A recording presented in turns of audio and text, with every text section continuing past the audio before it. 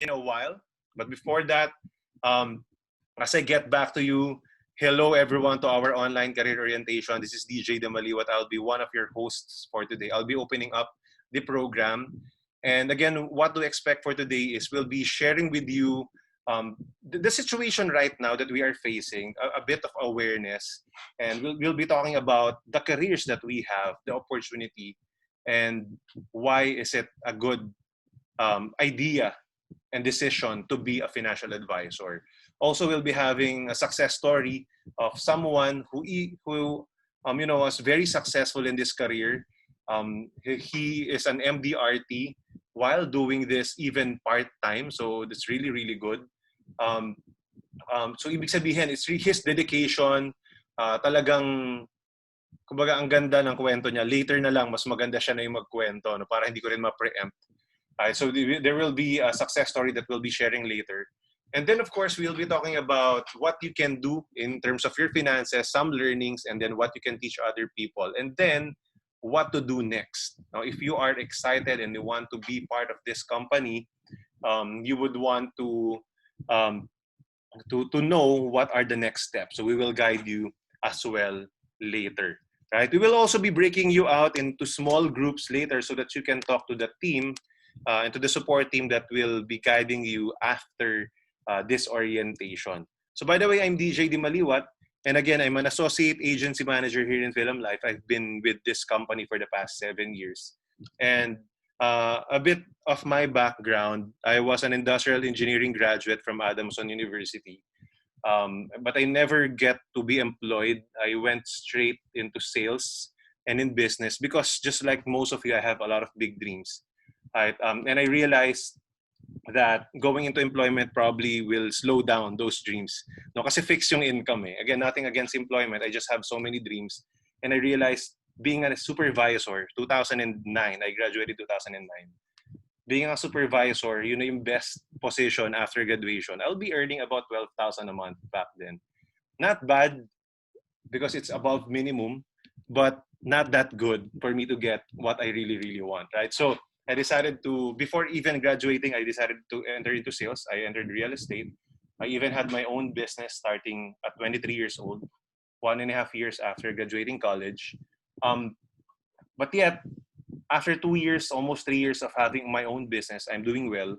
I still decided to be part of this company. A friend invited me, and I saw an opportunity. Just like you, I attended an orientation. Gabi rin yun.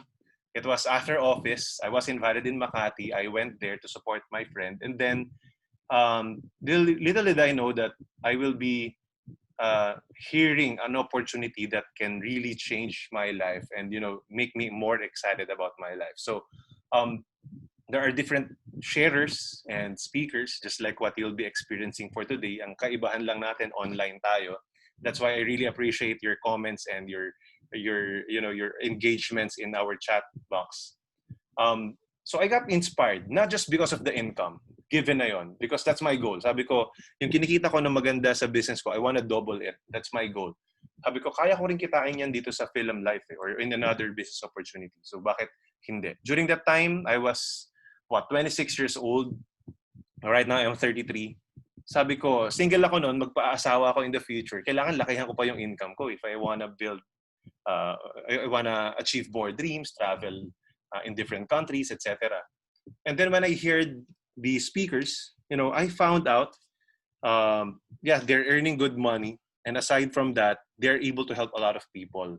I saw myself in their shoes, wherein I want an opportunity that I can make good money while I'm helping a lot of people as well, making an impact to their lives. And that's what probably my soul has been longing for. Mute natin yan. Okay. So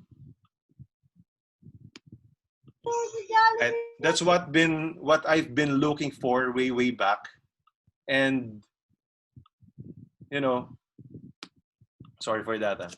Yeah, so I mean, na hindi ko nakita basta sa business, no? Sometimes in business there's good income, but probably a lot of things are just transactional. I feel I can do more and help more people in a lot of different ways. So sabi ko, ano yung way na yon. And dito ko nga siya nakita na while I'm helping myself and building my own business and career, I'm also educating people in terms of how to handle their finances, how to protect themselves, etc.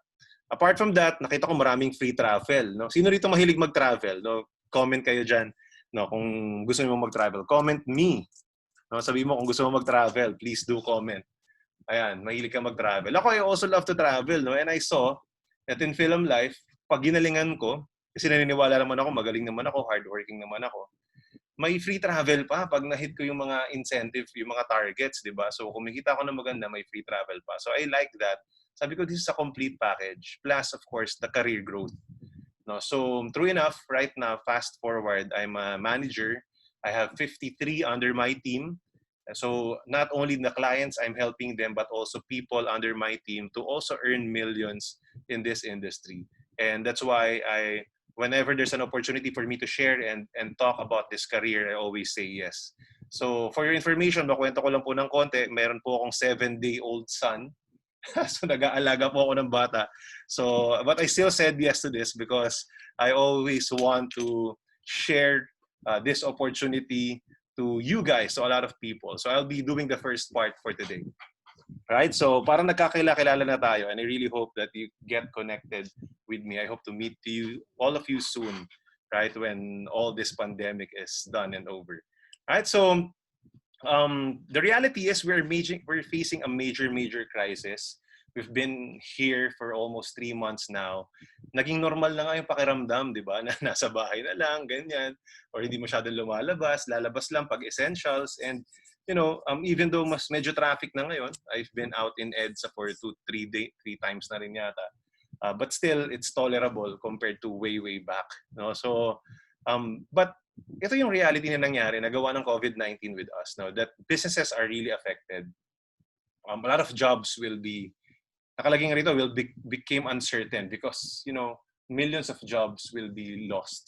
A lot of people will lose jobs, definitely. Right? OFWs, a lot of OFWs went home already. I think about 400,000 plus. And, you know, income of the whole nation, the whole country, and even people abroad has went down, really. And in the Philippines, more than 90% are small and medium business owners, entrepreneurs, SMEs. So, hindi ganun kalaki yung pondo nila, di ba? Pondo ng mga different businesses to really sustain this type of crisis and pandemic. So when businesses are affected, income are affected, they have to reduce their salary. Di ba? Yun ang best, reduce their expenses. And salaries is the easiest one. No? You cut off 50% of your workforce, for example. Ang laki kaagad na nakakat nun, di ba? I'll just speak from experience. No? Sa amin po, no, sa company namin, about 30% ng cost namin monthly salaries, 'di ba? So medyo mabigat din 'yun.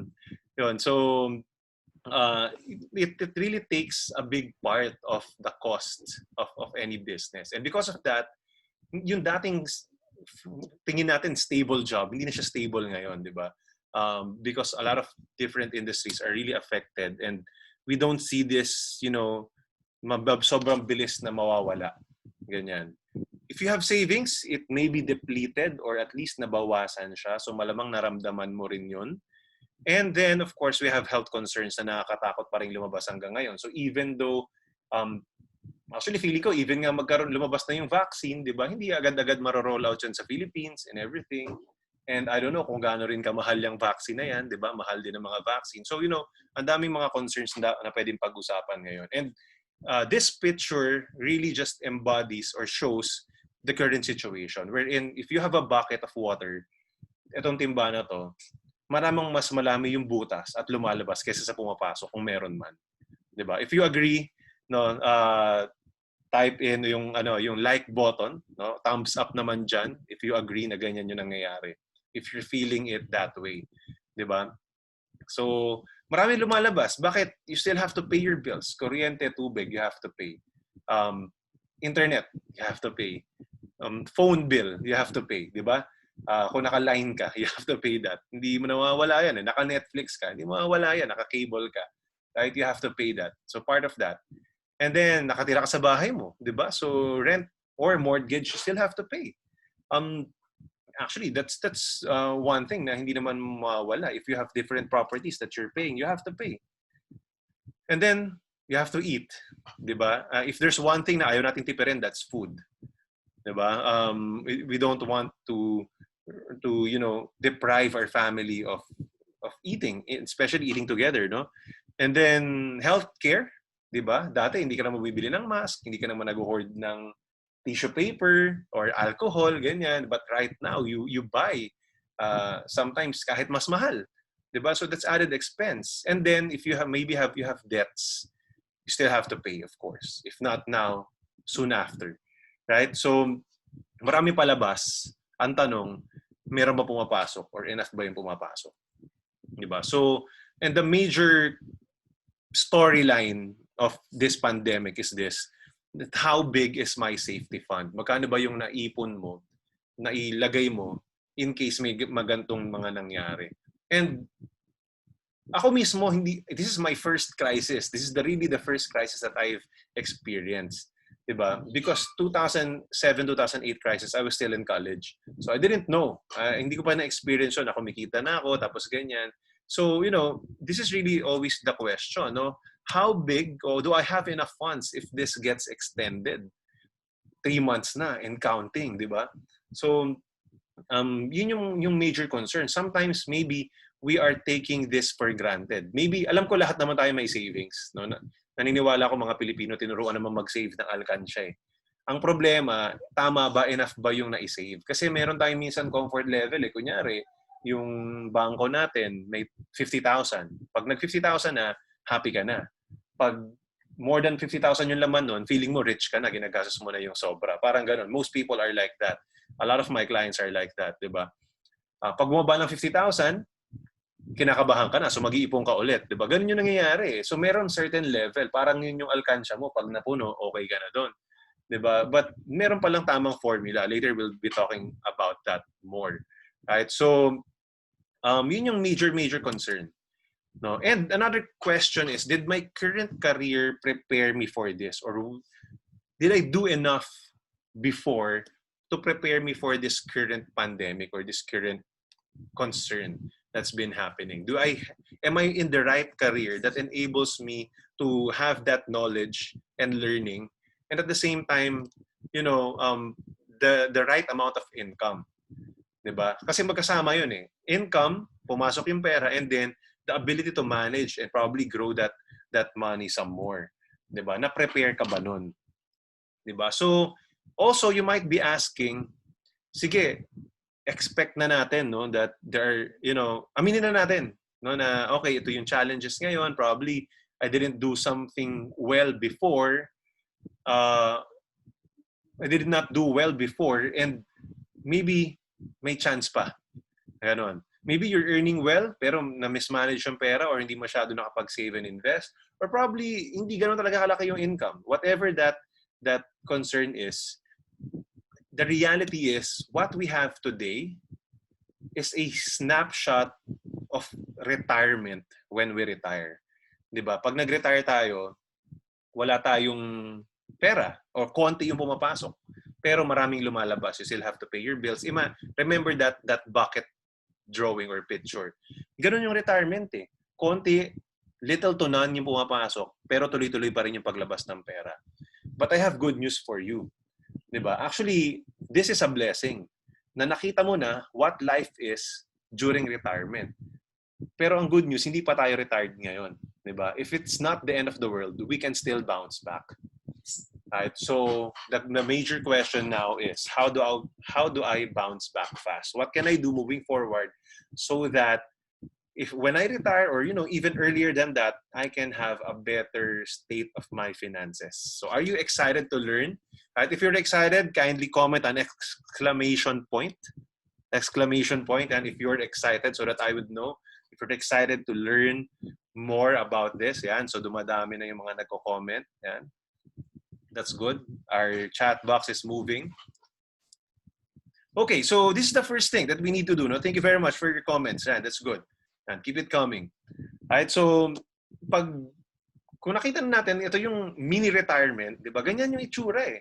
And it will actually continue, di ba? Actually, the bigger the better the lifestyle that you want for yourself, the more expenses it will get. But hindi yun masama. For me, hindi yun masama. But what you can do is, hopefully your career can go back. No? Kung bumalik yung career mo, then well and good. If you're earning with your business again, well and good. But what I'm telling you is that, it's better if you add a new business, a new source of income. Imagine if there are two sources. Hindi ba't mas maganda na mas marami yung maiipon mo dun sa bucket mo? And then hopefully, when you earn more than what you need, you can invest that surplus and then feed in more money into your bucket. Imagine if more sources of income yung pumapasok, mas maraming tubig kesa dun sa lumalabas, di ba? Kasi kung tutuusin mo, ang laki ng butas ng bunganga ng bucket. Definitely, it can take in some more. Right? So the question is, what are you doing in terms of that? Now I congratulate you for being here in this orientation because you're already thinking that you want to add up additional source of income or you want to change career that can pay you more. Like kanina nakwento ko, no, na ang goal ko madoble yung income ko from what I'm doing. For the past 7 years, I've more than doubled my income from what I'm earning 2013 versus today, 2020, simply because of this business as well. Right? So, if that's what you're thinking, then that's really, really possible. Right? So, that's what will happen. And anong mangyayari pag sobra-sobra yan? You will be paying off all your expenses and you'll be able to help other people. Do you like that? Diba? Natulungan mo yung family mo, natulungan mo pa rin yung ibang tao. Another thing, you'll be able to donate more. Diba? You can donate and help more people through charities. And of course, do tithes pa rin. 10% of your income, you really give it to other people and help in your church. And more importantly, you can also save up for the rainy days, ika nga, maybe in the future. I hope and I think, I pray as well that wala na mangyayaring gantong pandemic in my lifetime, in our lifetime, you and me. Diba? Siguro naman, hindi na ganito ka-global. Kung meron man, maybe one country and everything, hindi na siguro ganito ka-global kasi this is the worst, diba? But each and every one of us might encounter personal economic crisis. Right? Death in the family, sickness, nawalan ng trabaho, nagkaroon ng problema sa negosyo and everything. You still need safety fund in case something happens. So you want to be prepared when that happens. So that's one of the major things and lessons I want to share today. Right? So are you learning? If you're learning, say yes. If you're learning new things or you have a new realization, say yes. Go ahead. Thank you. Yan, dumadami. That's good. Right? So, the reality is in every adversity lies an opportunity. Yes, we are in crisis today. But at the back of that crisis, there's an opportunity. 2008, I started my career in real estate in sales. And 2009, when I was 22 years old, my first year in business, right after I graduated, I earned my first million already. I never earned below 1 million in my career for the past 12, 13 years. Simply because one of the major things is that I started early. Number one. Number two, ito pala yung pinaka-point ko. I started during the time na kakatapos lang pala ng crisis or during the time ng crisis. No, 2008, hindi ko alam didn't know during the time na crisis pala yon, di ba? Dumaan pala ng global ng US subprime mortgage crisis, affected din sa Philippines, ganyan. So, while other people are still whining and not doing something, I'm already starting to learn. Hindi naman agad ako naging, superstar or everything, di ba? It took me 3.5 months even I made my first sale. But I was there because I am learning. And true enough, I find it easier. When I'm comparing last year versus 2009, parang mas madali. Parang kukonti competition. And the main reason pala is because yun nga, dumaan sa pandemic, maraming tao affected, maraming tao ayaw kumilos and everything. Right? So only the few who did something and took action flourished. And that's the opportunity that that is in front of you today. Right? So now let's talk about what's an ideal career for you. Kasi again, I believe that if you want to really go fast and go to your destination. Let's say we're here in Manila, because I'm here in Manila, no, in Pasig, and you're going to Baguio. But there are different ways to go to Baguio. You can walk, you can take a bike, motorcycle, tricycle, bus, kotse, or even fly.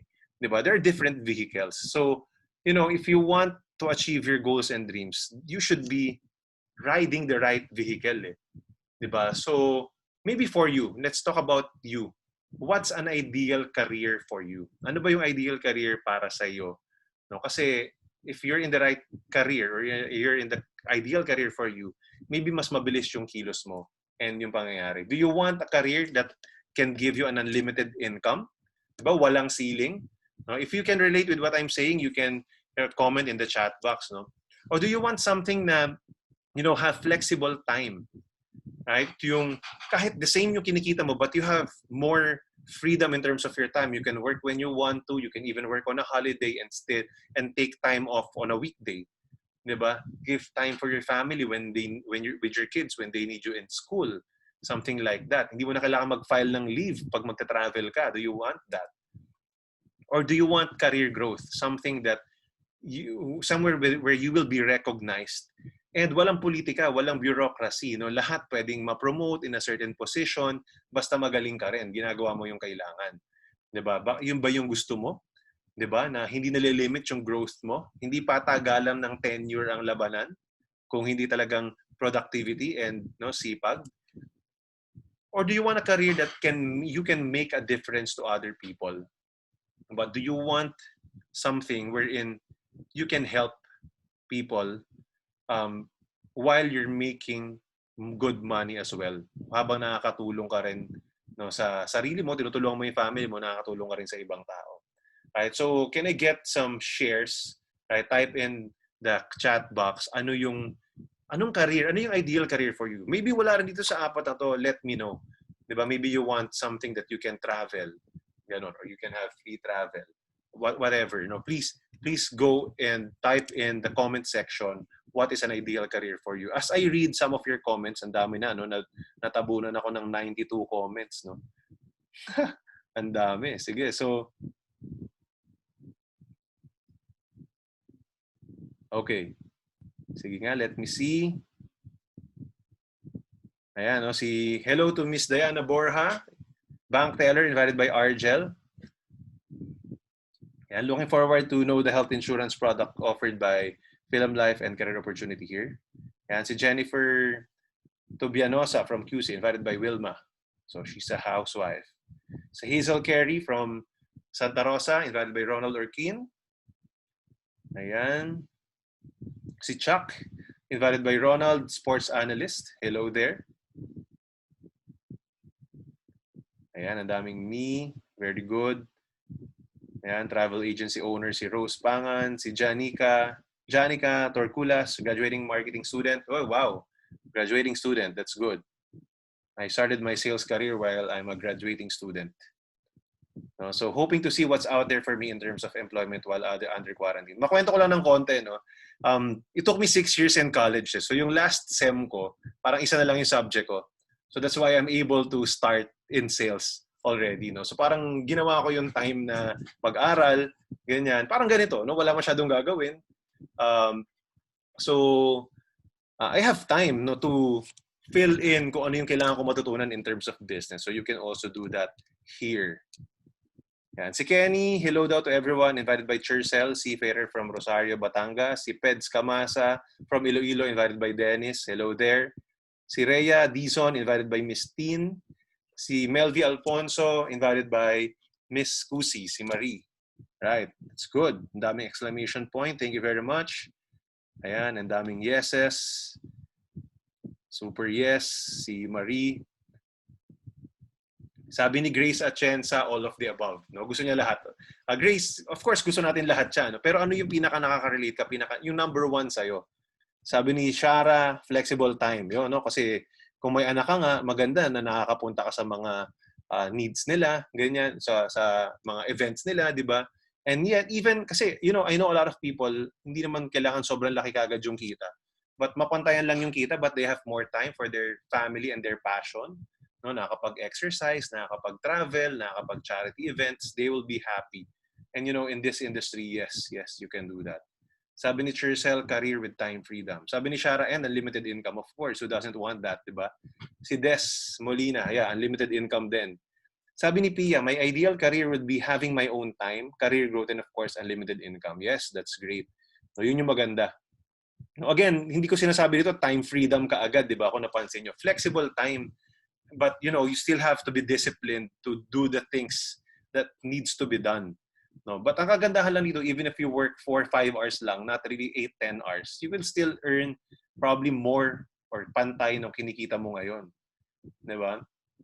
Flexible time, sabi ni Maricon Fortuna, and help people while doing it. Sabi ni Jason, I want career where I have unlimited resource and helping others. Yeah, I like that. Di ba? Gusto natin nakakatulong din tayo. Sabi ni Rose Pangan, earn money while resting and maybe on vacation. Wow, gusto ko rin yan.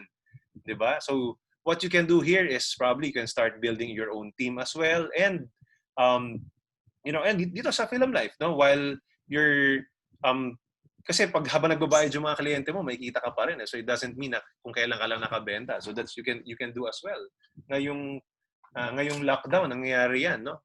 So, kumikita pa rin yung mga advisors because of that. So, hindi naman tayo naka-vacation, pero yeah, that can be similar. Sabi ni Peds, I want a career where I can spend 40% of my time for work, 30% for my family, 20% for myself, and 10% for community works. Wow, naka-percentage pa. Maganda yan. Yeah, you can do that. You can do that. Basta yung 40% na work, todo-todo talaga. You can do that. Why not? Sabi ni Kenny, flexible time.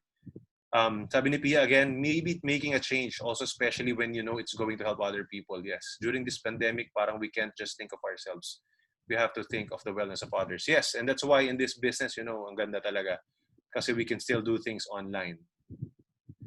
Yeah, help my friends who don't have a benefit. Yeah, kasi nga freelance nga si Des. Yes, tama yun. Yun ang mahirap sa freelance malaki yung kita pero potentially walang benefit. 'Di ba? So yun. So maganda ma-educate natin sila bakit maganda yun. Yan. Sabi ni si Jason invited daw by ni Otelo. That's good. Hello there. Si JP, career growth and can lead to everything else. Ayan. That's good as well. Si Raid, career growth as well. So dito may mga different kumbaga levels or positions that you can grow as well. Si Jennifer, flexible time and unlimited income din. Ganon din si Grace, flexi time and unlimited income. Ayan, and flexible time. Tama. Diba? So again, it's good. No? The reason why I ask, and thank you for your comments, the reason why I ask is it's really important for you to understand ano yung important sa'yo. Kasi minsan, malaki nga yung kita mo, but you don't have really that time flexibility. It will not really make you happy pa rin. So parang anong sense, diba? Na pera lang, hindi pwedeng ganun. Dapat merong tamang balance and it gives what you really want, what values you most. 'Di ba? Kasi hindi naman laging unlimited income lang, 'di ba? What if laki nga nakita mo, wala ka namang time for your family? Hindi rin maganda 'yon. So in this career, we will show you that all of this are possible, no? Lastly, sabi ni Crystal Joy Cruz, career with flexible time, medically secured for me and my family, overflowing income for financial security. That's good. Shout out to all 91 participants. No? Ang dami nating participants today. Almost ma-reach natin yung limit natin. Grabe. And so, again, the reason why we ask is it's important that alamin mo kung ano yung ideal career for you. No? Kasi it's really, we only are spending time. We only have limited time for our work. Little did you know, minsan natapos na, naubos na yung working time natin, baka 60 na tayo, di ba? So maganda ma-enjoy din natin yan and magawa talaga natin kung ano yung gusto natin. Right? So again, I'm reminding you that stay until the end of this program for a special raffle. Right? And it has something to do with inviting some of your friends to our next career opportunity program. Are you learning a lot today? If you're learning and you're enjoying this, kindly let me know. Say yes again. And because if you are enjoying that, and then probably you know some people whom you can invite on our next career opportunity program on June 17. That's a Wednesday, 9 o'clock naman tayo ng umaga. Right? So that's my part. For the next part of the event, to talk about why it's important to, why is it good to be part of a financial advisor career, let me call on one of our speakers, right? So he's also a unit manager here in Philam Life in our team, si Argel Tiburcio. Hello, Argel. Hi! Hello! Hello, everyone! Kamusta naman kayo dyan? Can you hear me? Yes, hello. Yes, Hi. you hear me, guys? Spotlight kita, yan. So, good evening sa lahat and welcome to our 90 participants. So, bigyan nyo naman ako ng energy. Pahingi naman dyan ng mga exclamation point. So, I know that you're still here and excited to learn more. Ayan.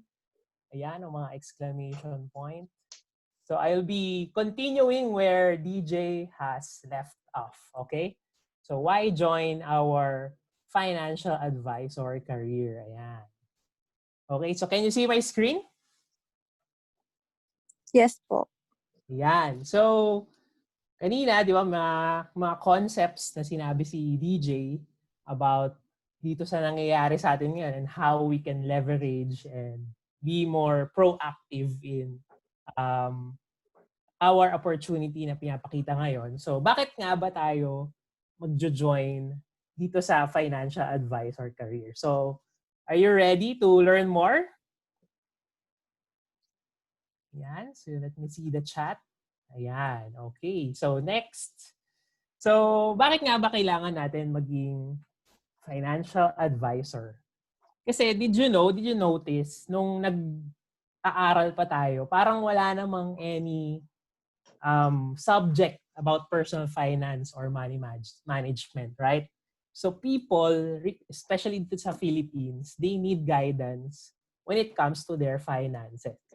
And a little background lang sa akin, no? I'm a computer science professional. So I'm a graduate of computer science and you might be asking bakit ako nagpunta into full-time dito sa financial advisor, di ba?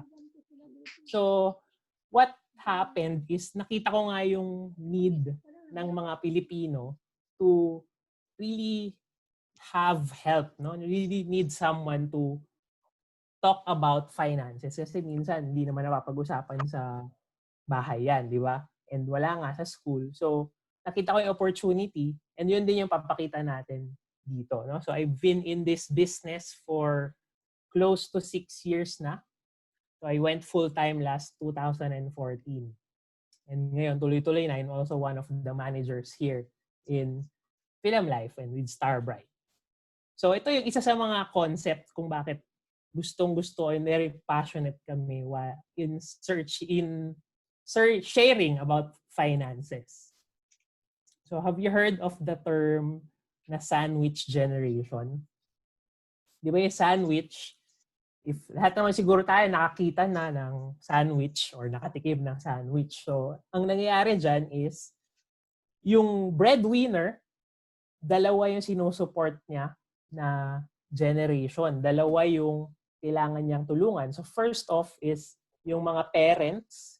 So we love our parents. Pero dahil doon, hindi sila nakapag-prepare for their finances. So kailangan natin silang tulungan. And on the other end of the sandwich, diba, yung isang end naman, is yung mga future generation, which is yung children natin. So pwedeng children natin, iba nga umaabot pa sa pamangkin na sinusupport natin with our finances. So, yun yung ayaw natin mangyari in the future. Kasi ang nangyayari in between, parang naiipit tayo sa dalawang obligation. So, nahihirapan talaga tayong mag-level up, especially in our finances. Kasi kunyari, parang one disaster away lang tayo na mabaon sa utang. Diba? If you agree nga, if meron kayo na experience na ganyan or may kilala kayong ganyan, type exclamation point in the chat para alam ko na nakaka-relate kayo dito sa sandwich generation natin. Ayan. Sige, so let's move on. So yung sa breadwinners naman, di ba? Kanina, i-mention ko na yung naiipit sa gitna is the breadwinner. And yung hardship or yung pinaka-disaster na mangyayari is kapag nawala ng capacity to earn an income itong breadwinner natin. Diba? So imagine, kung nakikita nyo yung photo na parang every 15, every 30, kailangan mag-withdraw from that bank account, from that income na pinaprovide ng breadwinner. And then, what if meron kayong ganyang machine sa bahay? So imagine na meron kayong ATM sa bahay that gives you consistent income every 15th and every 30th. So, pwede ka mag-withdraw and then use it for expenses. If meron kang ganong klaseng machine sa bahay, i-insure mo ba yung machine na yon? Meaning, kapag nasira or hindi na siya nag-produce ng pera, may dadating na replacement at magpo-produce na ulit ng income every 15, every 30. So, would you insure that machine? If i-insure mo yung machine na yan, can you type yes dun sa ating chat box? If you want to insure your money-making machine, kung meron man na ganyan. Diba? So of course, yes. And that's the burden. Diba? Yun yung kailangan natin mapaintindi, especially to our clients, na sila yung parang haligi, sila yung foundation, yung income nila yung magiging foundation ng future and present ng kanilang family. So we really want to insure yung kanilang income na yun. Correct? Okay, so thank you for participating. Next, yung retirement reality. So imagine yung mga sinurvey ng study na to ay people who worked from age 25 to 65. So meaning 40 years silang working. So, kanina nga nabanggit ni DJ, di ba? Parang we were forced into retirement ngayong lockdown kasi bigla tayong nasa bahay na lang, wala nang ginagawa. Maybe some of us nawalan din ng income at the same time and we relied on our saving. So, ganito yung nangyari. So, parang glimpse na to nung statistics na ipapakita natin ngayon. So, a lot of them, no, is dependent. A lot of them are dependent, meaning by the time age 65, so imagine age 65, kailangan nilang mag-depend on their relatives. So pwedeng mga apo na yan or pwedeng mga anak. Diba? Remember yung sandwich generation earlier. And the next part, no, the next portion, imagine age 65, they're still working. So not because they want to, but because they have to. So nothing wrong about people working at age 65 if they really want to. Pero kung kinakailangan, they have to, di ba? Parang iba yung situation na, ibang usapan na yon. And we don't want that to happen to us, right? And the next, of course, yung iba hindi na umabot ng 65. So reality yan. And the other 5% lang ang financially capable or comfortable. And out of that 5%, 1% lang yung wealthy. Okay? So imagine yung little percentage na yun out of 40 years, 40 years sila nag-work. And yan yung naging status nila by age 65. Okay? So if you want to be part of the top 5% na stable and wealthy, can you type a $sign? Can you type a $sign in the chat if you want to be part of that? Ayan. So, nakita ko yung mga $sign, di ba? Ayan. Alright. So, ibig sabihin, ikinig kayo. Alright. So, ang question dyan, Argel, bakit ganon? Bakit yung 40 years na nag-work, ganon yung nagiging status, no? Parang 90+% is struggling or are struggling. Or 95, ayan. So, number one is, unang-una, yung nabanggit natin earlier, walang financial education. So, maybe yun nga, hindi na-tackle sa school or walang nag-pass down sa kanila maybe ng wisdom from their parents about finances. And number 2 naman is walang game plan. So maybe yun nga. So you have to give a round of applause para sa mga sarili natin kasi we're here in this kind of seminar na nagbigay ng financial education. But we have to take it a step further by developing a financial game plan. Okay, so kung ano yung natutunan, of course, gusto natin i-apply. And lastly, meron naman natutunan, naka-attend ng seminar, nakabasa ng libro or naturuan. Tapos pag uwi sa bahay, na-apply naman, sinulat or gumawa ng game plan sa papel. Pero hindi nag-follow through. Kasi number 3, wala siyang financial coach. So that's where we financial advisors come in. No? So from 1 to 3, pwede natin silang gabayan sa kanilang journey with their finances. Okay? So, yung mga gusto maging financial coach, can you type ng letter C, no? Para mabilis lang. Letter C, type nyo dyan sa chat if you want to be part of the financial coaches, di ba? Financial advisor. So, type C dyan sa chat. Okay? Thank you so much. Ayan. So, you can be that financial coach. So, thank you sa mga nag-type ng C dyan sa ating chat group. So, you will be the financial coach that we are looking for. So, ang tanong naman, no? So, okay, yes. Excited na ako. Gusto ko nang maging financial coach, Argel. Pero sa ngayon ba, meron bang tao na magiging client ko na merong pera na may invest? So, the answer is yes.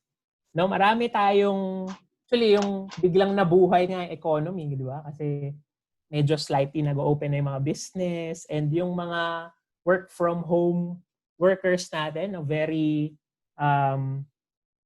ginalingan nila and talaga nag-work for them yung work from home.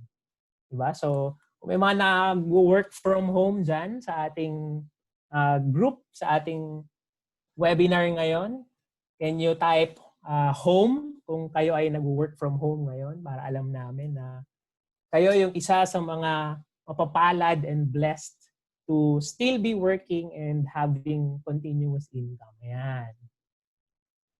Alright. So yes, so meron talagang money to invest pa din. Kasi kung papansin nyo, meron pa rin talagang mga industry na nag-thrive during the crisis. So lagi namang merong ganun. Alright? And another question is, yun nga, is this a good time to come in? Diba? As a financial coach. So, this is not a good time. This is a great time. No? Can you type great? Diba? So, it's a great time.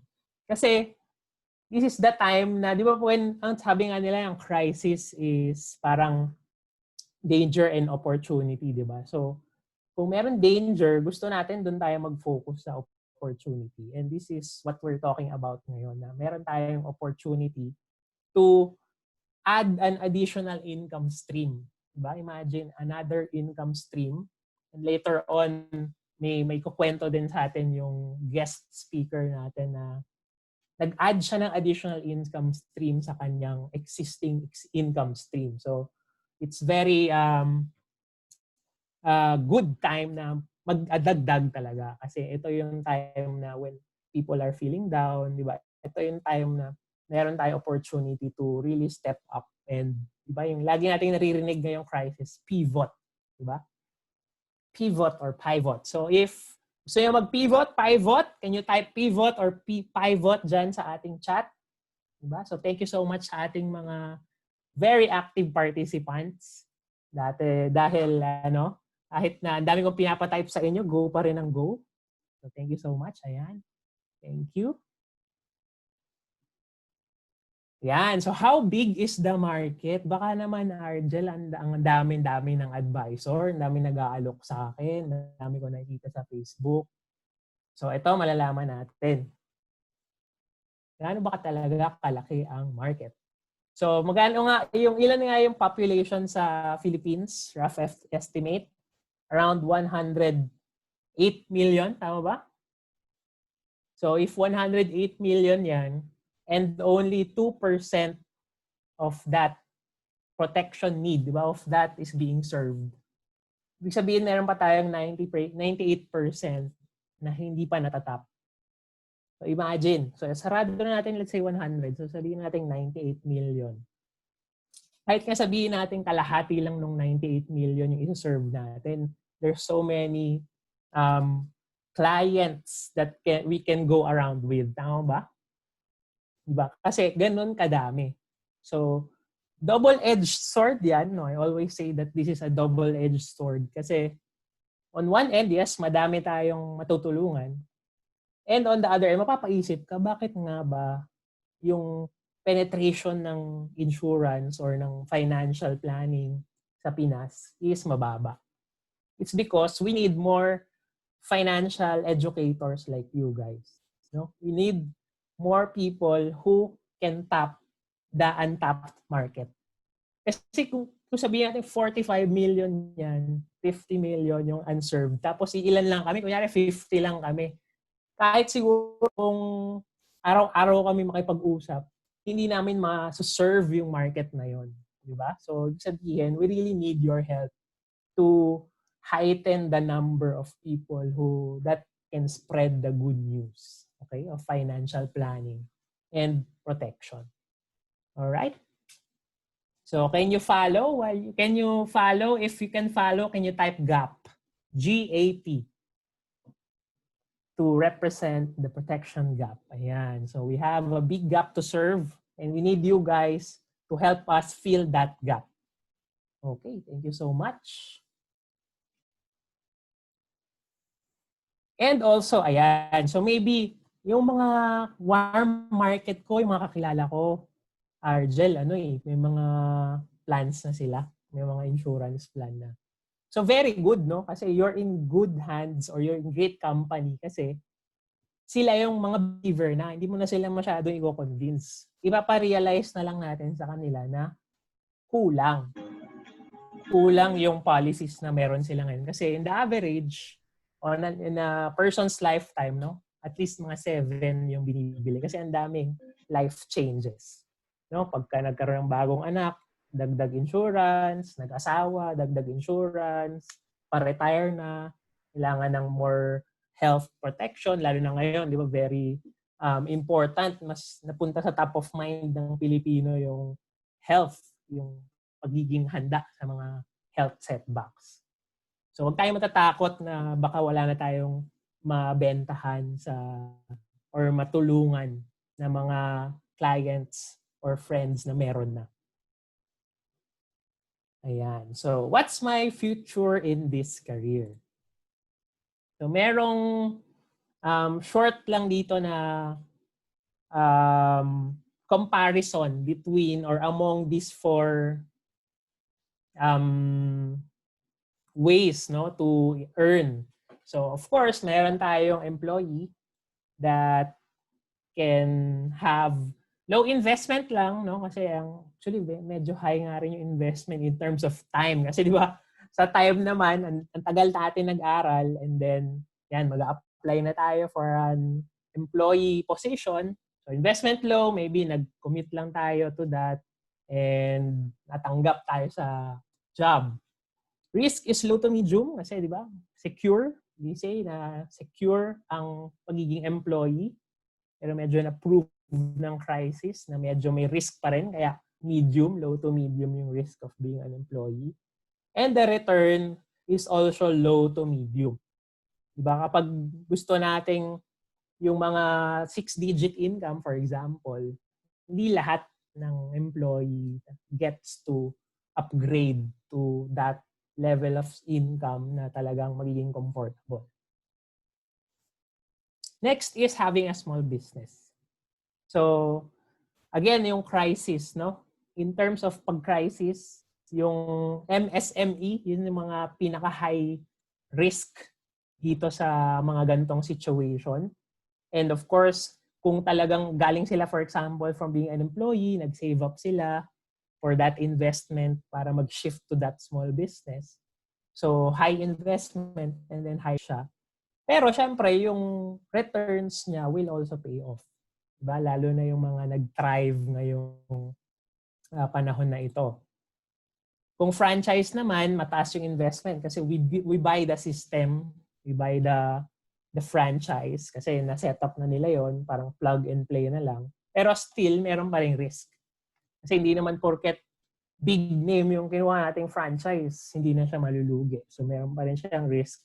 And of mga franchise fee, may mga parang license fee, na hit din yung return natin. Meaning, may tama din siya sa profitability ng franchise. So medium to high yung return. And of course, pagiging financial advisor, so in this career, in this business, low investment. So we just have to set aside time para do sa mga trainings.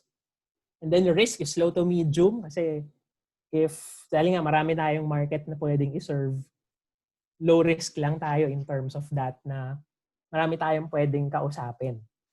And then the return is high. So dito ko na feel na yung effort ko is talagang pasok. Kung ano yung effort na pinasok ko, then yun din yung effort na makukuha ko in terms of income. No? Kasi na-compare ko talaga siya from being an employee myself. So ayan. So yan yung ating risk and return matrix. And if you're still here, di ba? And you chat exclamation points para makita ko kung nandiyan pa yung energy natin.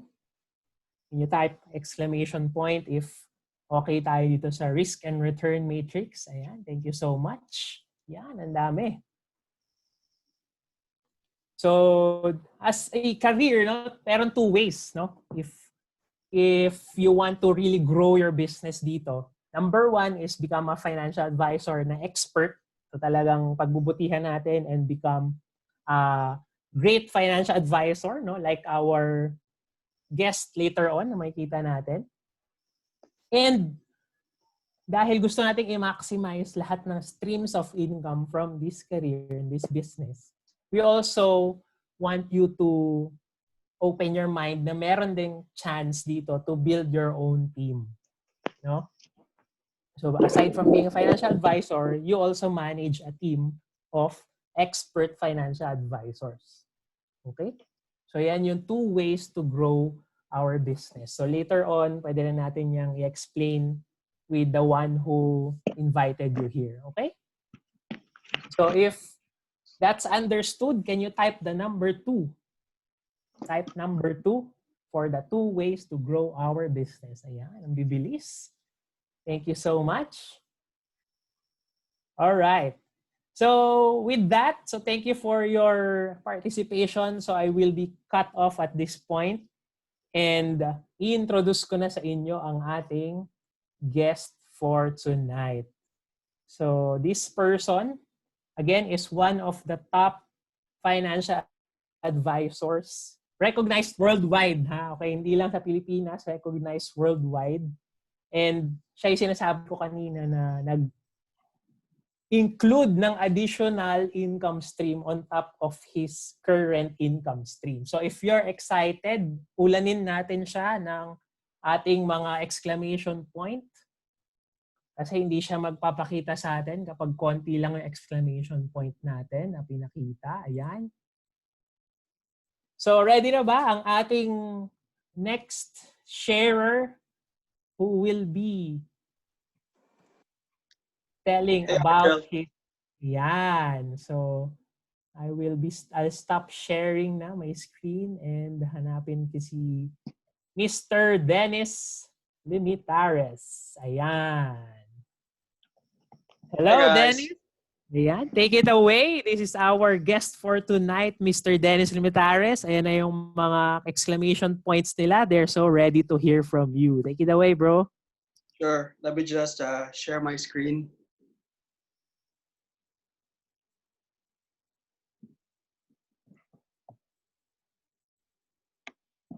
Sige, will you confirm that you're able? I think you are able to see my screen, right? Yes.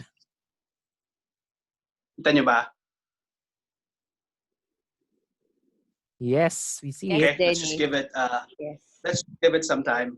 All right. So, good evening, everyone. I know we have close to 91 participants. So, first and foremost, I would like to say thank you for spending time with us tonight. And I hope that from my story, you get inspired and you get to rethink, about what you want in life. I think the fact that you have joined today, um, for one, I think you should be grateful because somebody invited you.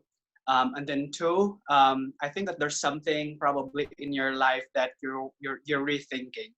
So I hope that my message today will strike the chords, and that there's something that you can take home with you after the session.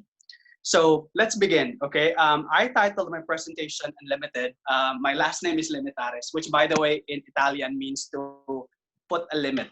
Um, I just learned that I think last month because I just researched it. But really, the title of my presentation is Unlimited because I do not want to be constricted, right? I do not want to be limited. I believe really that we define our own destinies. We really chart our own paths, and then tayo yung magdedetermine on what we can achieve in life. So simulan natin, okay? Um, I want to talk about me. Who am I?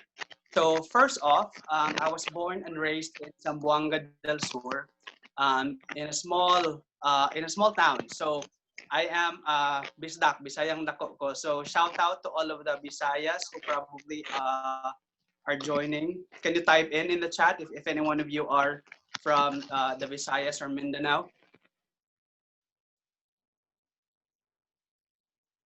There you go, Bisdak. Okay, Miss Nonet.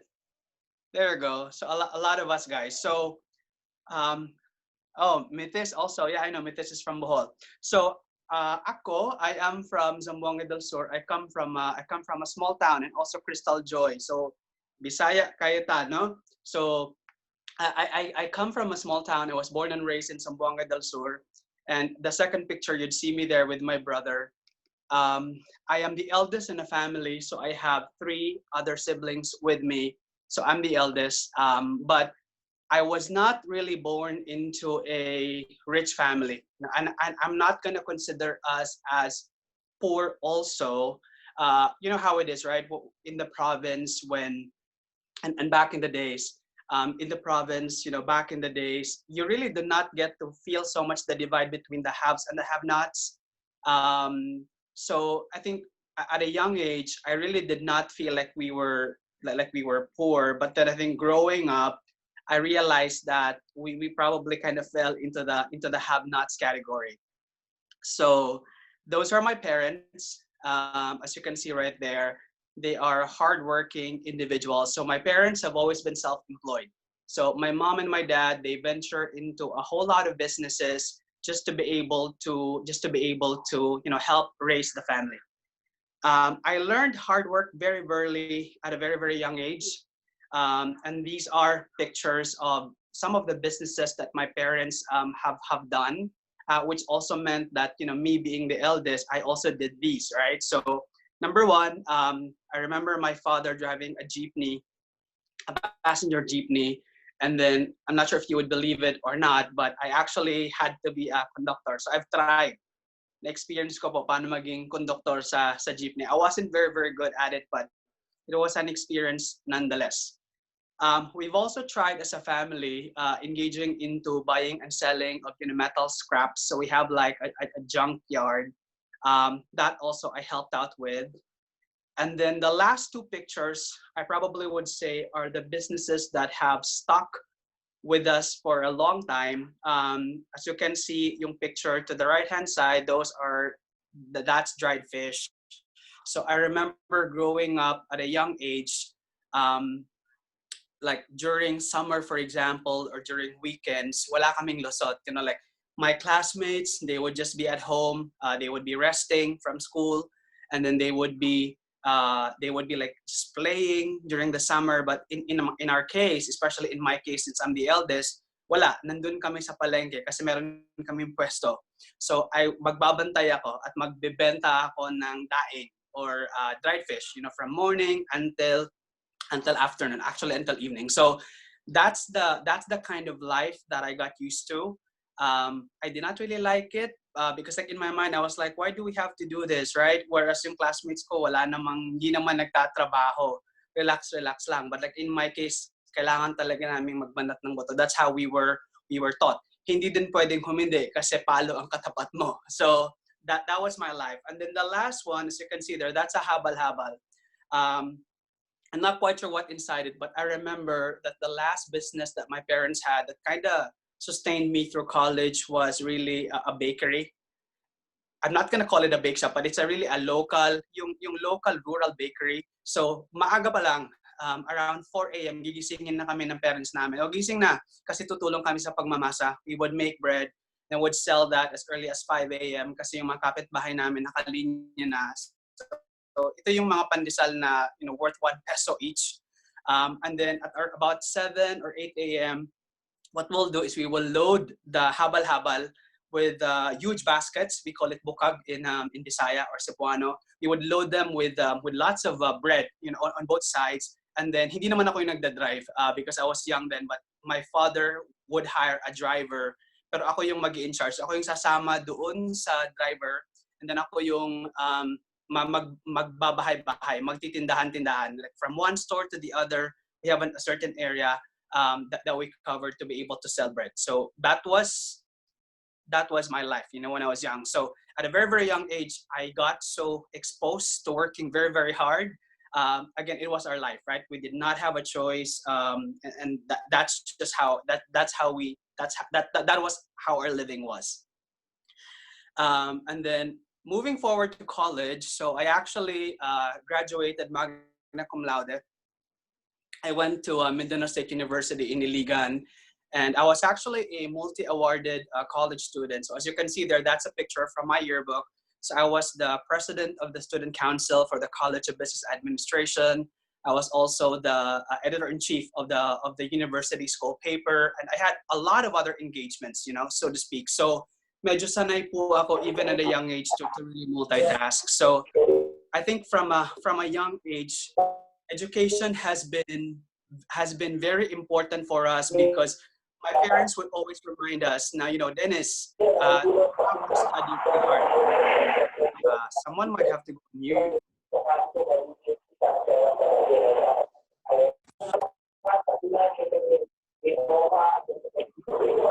Okay, so we'll continue, but if you're not talking, your phone on mute.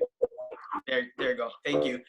So as I was saying, you know, education is something that we really value sa bahay. Kasi nga wala naman kami talagang, hindi naman kami mayaman. No? So my parents would always say, education is the one thing that they can leave as legacy for us. And it's the one thing that once we have, hindi mananakaw sa amin. So tumatak yun sa akin. I've always been like, you can probably say a straight A student. I graduated valedictorian in high school. And then even when I was in college, I graduated magna cum laude. I also, even while working, I actually finished a degree, a master's in business administration. Next is I work with concentrics. And for some of you who are familiar with concentrics, please give us a thumbs up or maybe just type in Y in the chat box.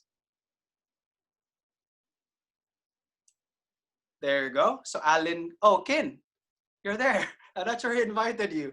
Okay, so I know Kin. We used to be workmates before. John Del Rosario. I think that there's a couple more folks. Okay, good. So guess what? I still actually work for Concentrics down to this day. So may pasok pa ako mamaya. I have a night shift. I think like what Argel said, luckily, I'm one of those few that are able to continue to work from home. So I've been with Concentrix for 14 years and running. I still continue to enjoy working for Concentrix. You'd see right there in my bio, in my career progression, that I actually started at the very bottom. So 14 years ago, nagsimula ako just like how everyone else starts out, as a customer service agent. Over time, I was able to move up of the corporate ladder. So I became a product trainer, and then I also became a quality analyst, naging operations manager din ako, and then I became a senior manager for client services. And I'm highlighting that because that was the point in time when I joined Philam Life. And then right now I work as a director of service delivery for a really large US telecoms account. And then in my working with Concentrix, I've actually at least been moved to three locations, three permanent locations. So the first one is in Cebu, actually where I started. And then you would see me there with my teammates, batang-bata ko pa dyan, yung first picture. Ako yung nasa bottom left-hand side. And then I also moved to Bacolod. That's where I spent a good 6 months before I eventually got assigned to Manila. So those are just some pictures of my life back when Concentrix was still called Converges. So the second picture was me doing training in India. I got sent in India to facilitate training there. And then some more pictures that I'll show you. Oops, let's see. This one works. All right, so this one is my team in Converges. Back when I was an operations manager in Bacolod, Marie was saying I was so payat. Yeah, I was really, really thin during those days. So this was me back in the day in Bacolod. This was like my operations team. I enjoyed my time with operations. I've also developed relationships with them. And it was fun. It was stressful. It was challenging, but it was fun. And then I'll show you two more pictures. These are the more recent ones. So the one to the left-hand side is me. You would see me in like parang peach pink polo. That was me as a senior manager for client services. We were sent to the US and we actually won as the top supplier for our client. And then the picture to the right with me wearing blue is now me working as a director for service delivery for Concentrix in Makati. Okay, and then you would also see my clients there in the picture. So in addition to that, I am married. So that's my lovely wife right there. I do love to travel. So, both solo or with my wife. So those are some of the places that we've been to. And then I enjoy the outdoors. So I do like, mountain climbing. So, and, just being adventurous, just being outside. So those are pictures of me being in Pulag, Taal, as well as in Sagada. So I think that the big question that you might have is, how did I become a financial advisor, right? So paano ba ako nagsimula? Because I've been with Philam Life for 3 years now, okay? And I still am very active with this advocacy. So you might be asking, how did I become a financial advisor? So I'd like to begin by saying that at that time, this was back in 2017, I think around March, I was a senior manager for client services. And I was very, very bored with my career. Okay, I was bored with my career. I was on the roll. I think for about 3 years already, because I relocated to Manila in 2014. So this was 3 years down the line. I was already starting to get bored. You probably noticed that I've moved up. You might say pretty quickly in my career. I did not really chart it out. I did not really map it out. Ako yung type na mag-a-apply lang ako for a job because nabobored ako and I just want a new challenge. And there was, at this time, I was like watching a lot of TEDx talks. I was, and I was even thinking about doing like a travel blog. Actually, I started with it. I had about like 4 posts, but hindi ko siya na-continue. Hindi siya vlog, but blog, okay? Sa blog, sa WordPress. And then at this time, like what I said, I was very, very bored. I was watching a lot of like TED videos. And then I came across this video from Emily Wapnick. I actually don't know her. But the title of her TED talk was Why Some of Us Don't Have One True Calling. Okay.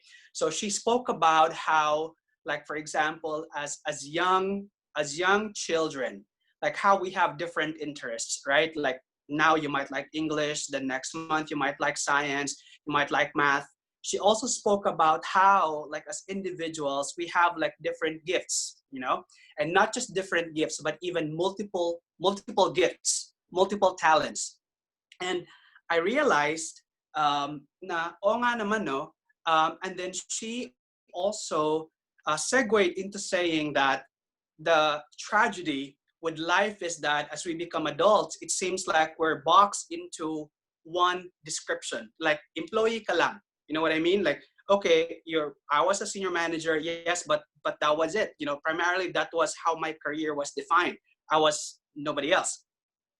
And then, so this was the talk that really, up until this day, I would say was a life-changing moment for me, because this really was served as like the turning point. Parang doon na established, because she spoke about how you can actually achieve many things at once. Like how can you be multiply intelligent, excelling in the many fields or engagements that you do.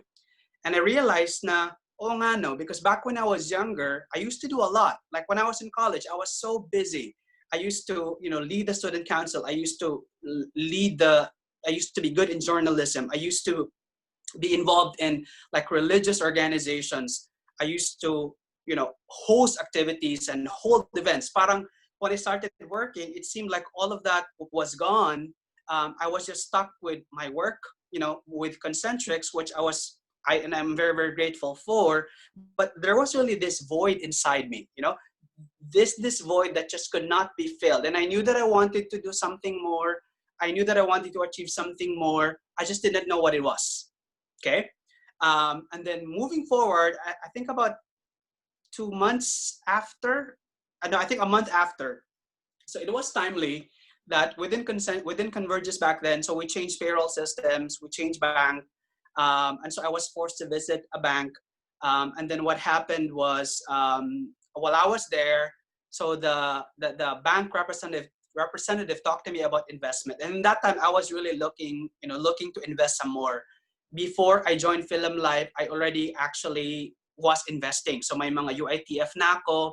Even when I was still like in college, I already had like accounts dun sa co-op sa school. And even at a young age, like meron kami sa bahay yung parang makeshift na parang piggy bank na pinupuno ko, and then I would open every December so I could buy like my stuff for Christmas. But I was looking at something that's more institutional. So this bank representative na present siya sa akin, and then I was not really happy about how she did it. Parang I could feel like parang gusto niya lang magbenta. And then I asked her about the projections on the account value, and then I felt like I could even do a better job explaining than her. So I talked to my brother about it, the one who is based in Japan, Armak. And then he said, you know what, why don't you, Manoy, he said, why don't you talk to my financial advisor? So this is where Karine came into the picture. So Karine is that gorgeous, we call it gorgeous lady right there, who was the one who recruited me, and who is also my mentor up to this day. So Karine and I met, she presented, she went through the product with me, and I don't know kung anong pumasok kay Karine, but I'm very grateful that she actually popped the question, and then she asked, sir, do you want to become a financial advisor?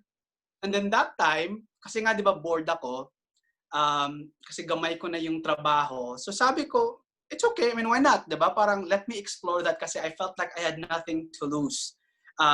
Then, at that point, I would really say that I discovered my 3 whys, okay?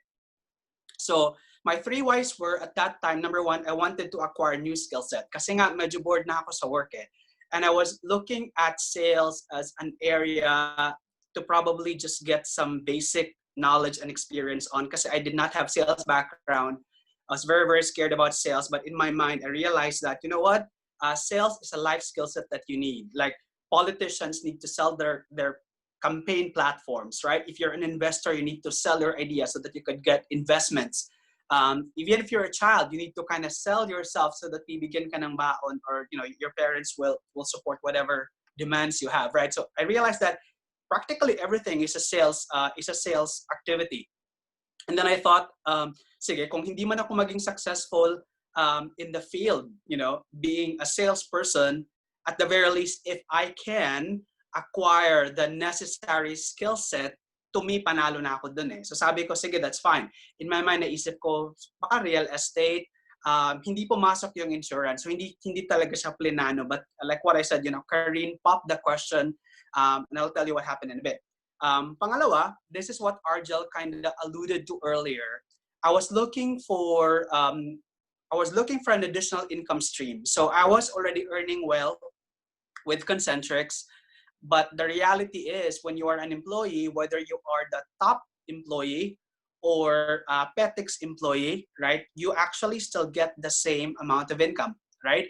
And I've been very interested in increasing my income, not more so increasing for the sake of increasing, but I was very interested in the concept of how do I generate additional income streams for me, whether active or passive.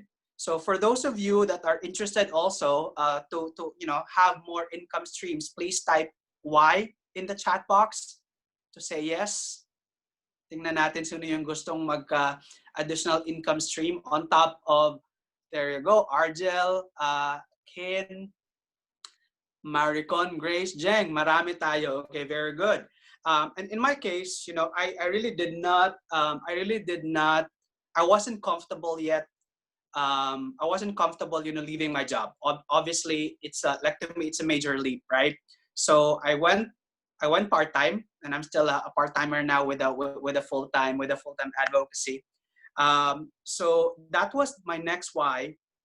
And the third why was really raising financial awareness, right? I really wanted to take this not as like a job, but really more as a personal advocacy.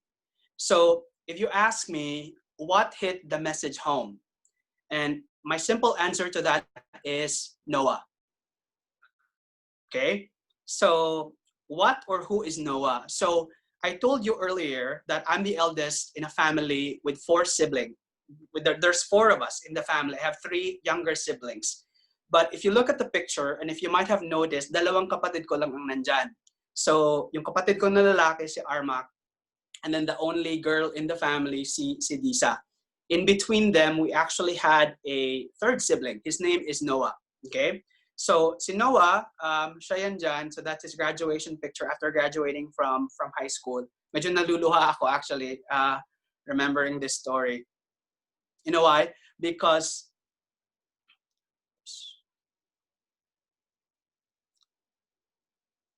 okay, I think I might have been disconnected, but let me just go back to sharing my screen.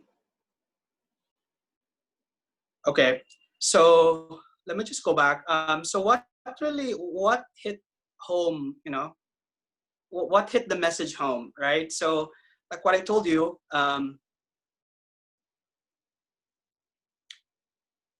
it really is my brother.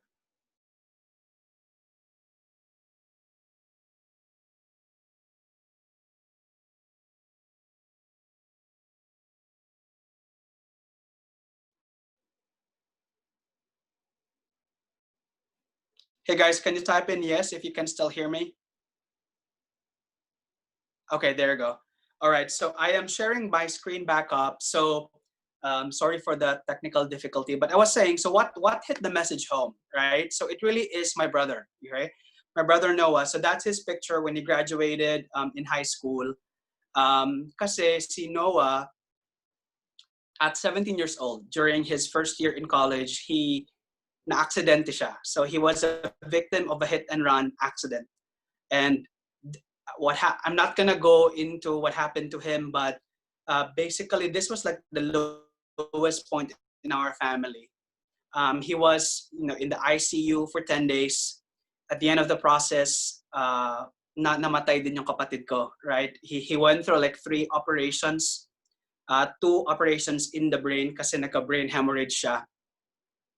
And then this was like really the lowest point in our lives as a family. Kasi sa pamilya namin, walang mga issues like third party on my parents' part. Hindi naman kami yung parang may mga MMK na story, but this was probably it. And that time, parang yung sabi ko nga sa Panginoon, Lord, grabe ka naman kung makapag-testing. Parang kailangan ba talaga buhay pa ng kapatid ko? So my brother was in the ICU for 10 days. And that time, I was very, very mad. I think for the first time in my life talaga, I was really, really, really mad about what happened, about who did it to my brother, about the whole situation. And then, ito yung time na nalugmok talaga yung pamilya namin. Because although my parents are very good savers, the fact nga na, di ba, galing kami ng probinsya, so they're not really very familiar with investments, or they're not very financially literate, so to speak. So my parents had savings, but lahat yun naubos. Nakautang-utang pa kami. That time I was already working in Cebu, and then I maxed my credit cards out because I had to help cover the medical expenses for my brother. And like, I think the worst thing was that my mom was parang went into a mental depression. It took us about a year actually to be able to recover. That time, I'm not sure if you would believe this, but obviously wala kaming health insurance. My brother was not my beneficiary kasi my parents were my beneficiary because I was working and I was single. And believe this or not, kahit PhilHealth wala kami that time. Okay? So just imagine how much we spent, right? How much we spent. 10 days sa ICU. My brother went through 3 operations, 2 brain operations, and how much that cost, right? So, and I realized, and I would always look back and I would always share this to people na iba yung stress ng pamilya when there is an emergency or a critical illness or an accident. Iba yung emotional stress if that's the only thing that you have to contend with. Pero kung stressed ka pa financially because like hindi mo alam kung saan kukunin yung pampapagamot, and the reality is when the doctor tells you and the doctor gives you the bill and says, you know what, Mr. Mrs., this is how much the operation will cost.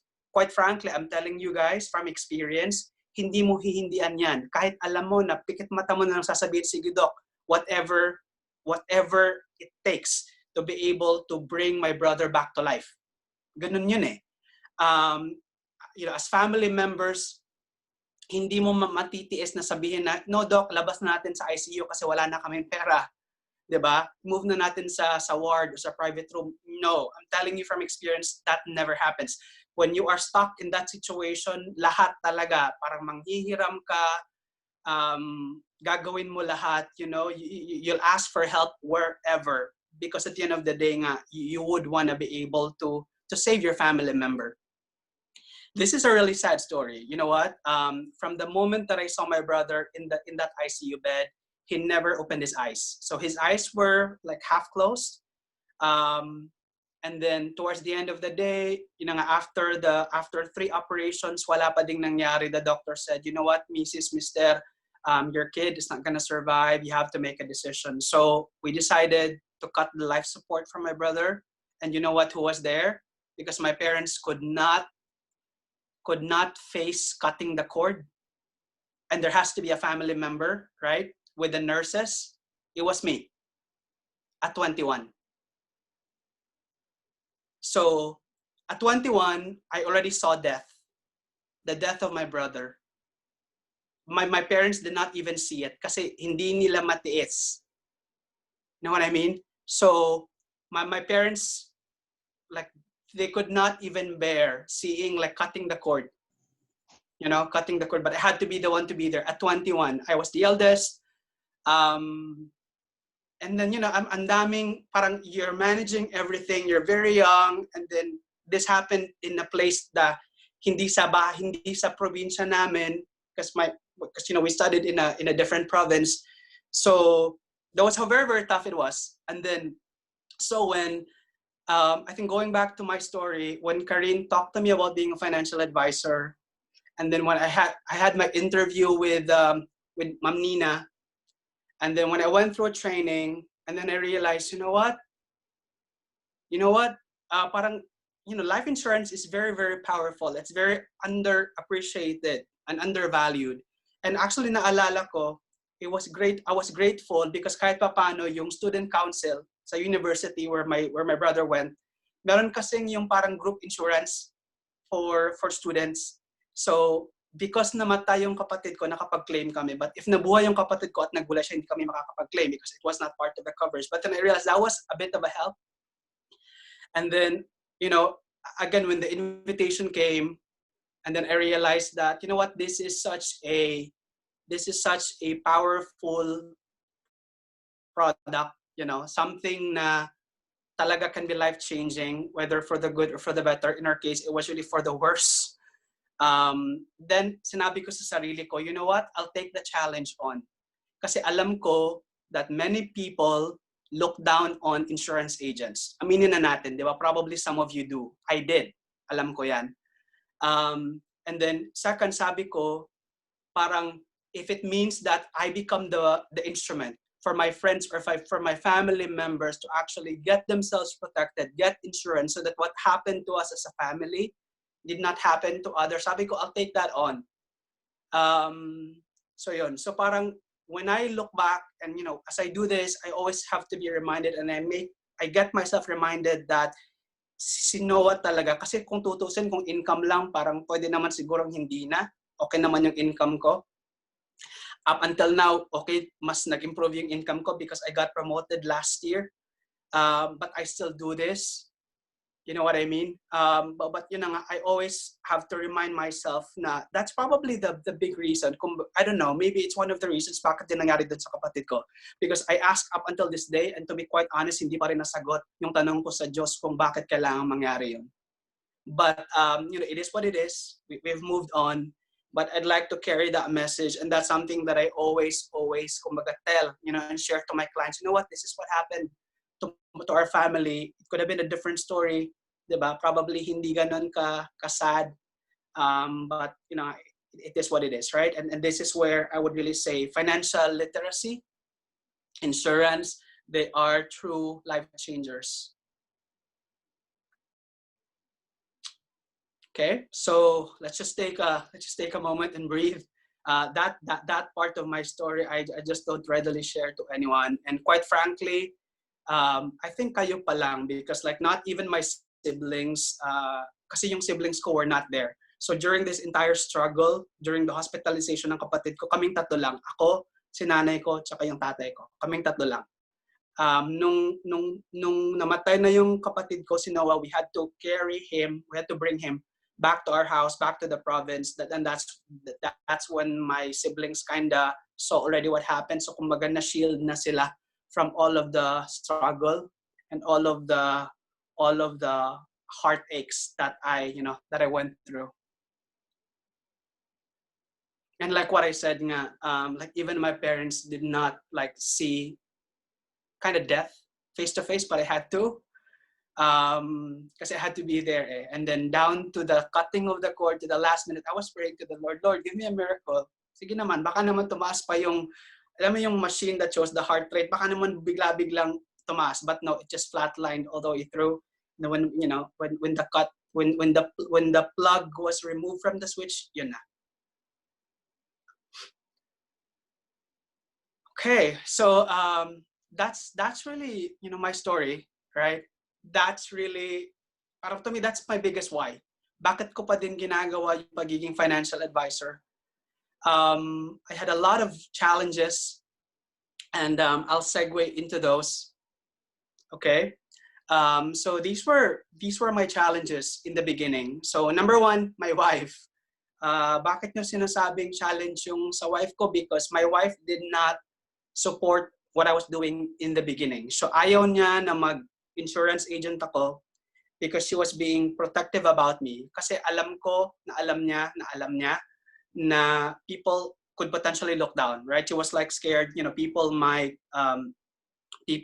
avoid you because they might feel like peperahan mo lang sila, kukomission ka lang sa kanila. Number two, like what I said, I did not have any sales background, but in my mind, that's exactly what I'm doing this for, right? And then going back dun sa wife ko, how did I overcome it? Paulit-ulit, you know, I would talk to her every day about insurance because I was very inspired about it. Up to a point na parang sabi niya, alam mo, nakakainis ka, palagi ka nag-insurance. I think that there's a powerful message in repetition. So eventually she got tired with it. We had a couple of fights in the beginning because that meant lesser time for her in the beginning as I was still building my client base. And then the third challenge that I had, and I still have up until this day, is really people's bias against insurance. And alam ko to because even ako mismo, though we had a bad experience or a sad experience in the family, I still kind of like, siguro I think it's more about finding the right financial advisor. Alam mo yung financial advisor who truly lives the mission, who truly does the work because they sincerely want to help you, but not because gusto nilang kumita.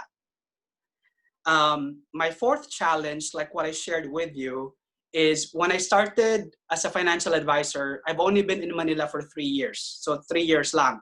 I did not have a natural market. Wala akong kakilala actually sa Manila kasi nga, di ba, Bisaya ang dako nga ako. And that's why I showed you kanina pictures of like where I started, because you could probably follow that I started in Mindanao, moved to Cebu, and then Bacolod, and then here I am, announcing to the world or to the Philippines that I'm going to be a financial advisor without a natural market in Manila. My fifth challenge was I was shy. And some of you might not believe it, but I was actually shy. Down to this day, mahiyain pa rin po talaga ako. I would say I have, this quiet confidence within me. And then before, I was very introverted. Siguro medyo nagbago na lang because I had to learn how to adjust. I had to learn how to be a bit more sociable, so to speak. Pero dati, my mom and yung kapatid ko magrereklamo kasi sasabihin nila sa akin, Manoy, yung kapitbahay natin nagrereklamo kasi ang snub-snub mo daw, hindi mo daw sila kinakausap. And then in my mind, I was like, what business do I have talking to them? So that was how I was, before Philam Live. And I was very socially awkward, I was very socially awkward. Na-improve na lang yun because in the course of me doing the advocacy with Philam Life, as well as continuing within my career with Concentrics, I had to learn about how to deal with people around, what the social mannerisms are, and also this is the challenge and remains a challenge for me, and I'm sure maraming mga nag-join sa today, both who are I think wanting to become financial advisors or exploring the career, or maybe are even existing who are part-timers, right? So the challenge always remains in place. Like, how do I balance my career? For example, if I'm a full-time employee with another job or another advocacy, like how do you balance that? So those are valid challenges. And in my mind, there is this quote from a book, one of my most favorite books, which is Paulo Coelho's The Alchemist. Ito yung palagi kong i-remind sa sarili ko, right? Like sometimes panghihinaan ka, many times actually nakakapagod. Many times I would question myself, Dennis, ba't mo pa ba ito ginagawa? Kaya mo pa ba? Gusto mo pa ba? Is there still value in what you do? And I would always just remind myself. I would always just remind myself this quote, like when you want something, all the universe conspires in helping you to achieve it. And true enough, nangyari siya. Okay, and I'll share to you later some of my wins here in Philam Life. So what worked for me in overcoming these challenges are these, but I'm not gonna go into details. So I actually have a presentation which I usually share to co-financial advisors. It's entitled Road to MDRT. And I have there like my 15 pointers or tips. Kung napapansin nyo, actually yung acronym niyan is my first and last name. It's Dennis Limitares. But we're not gonna go into the details today.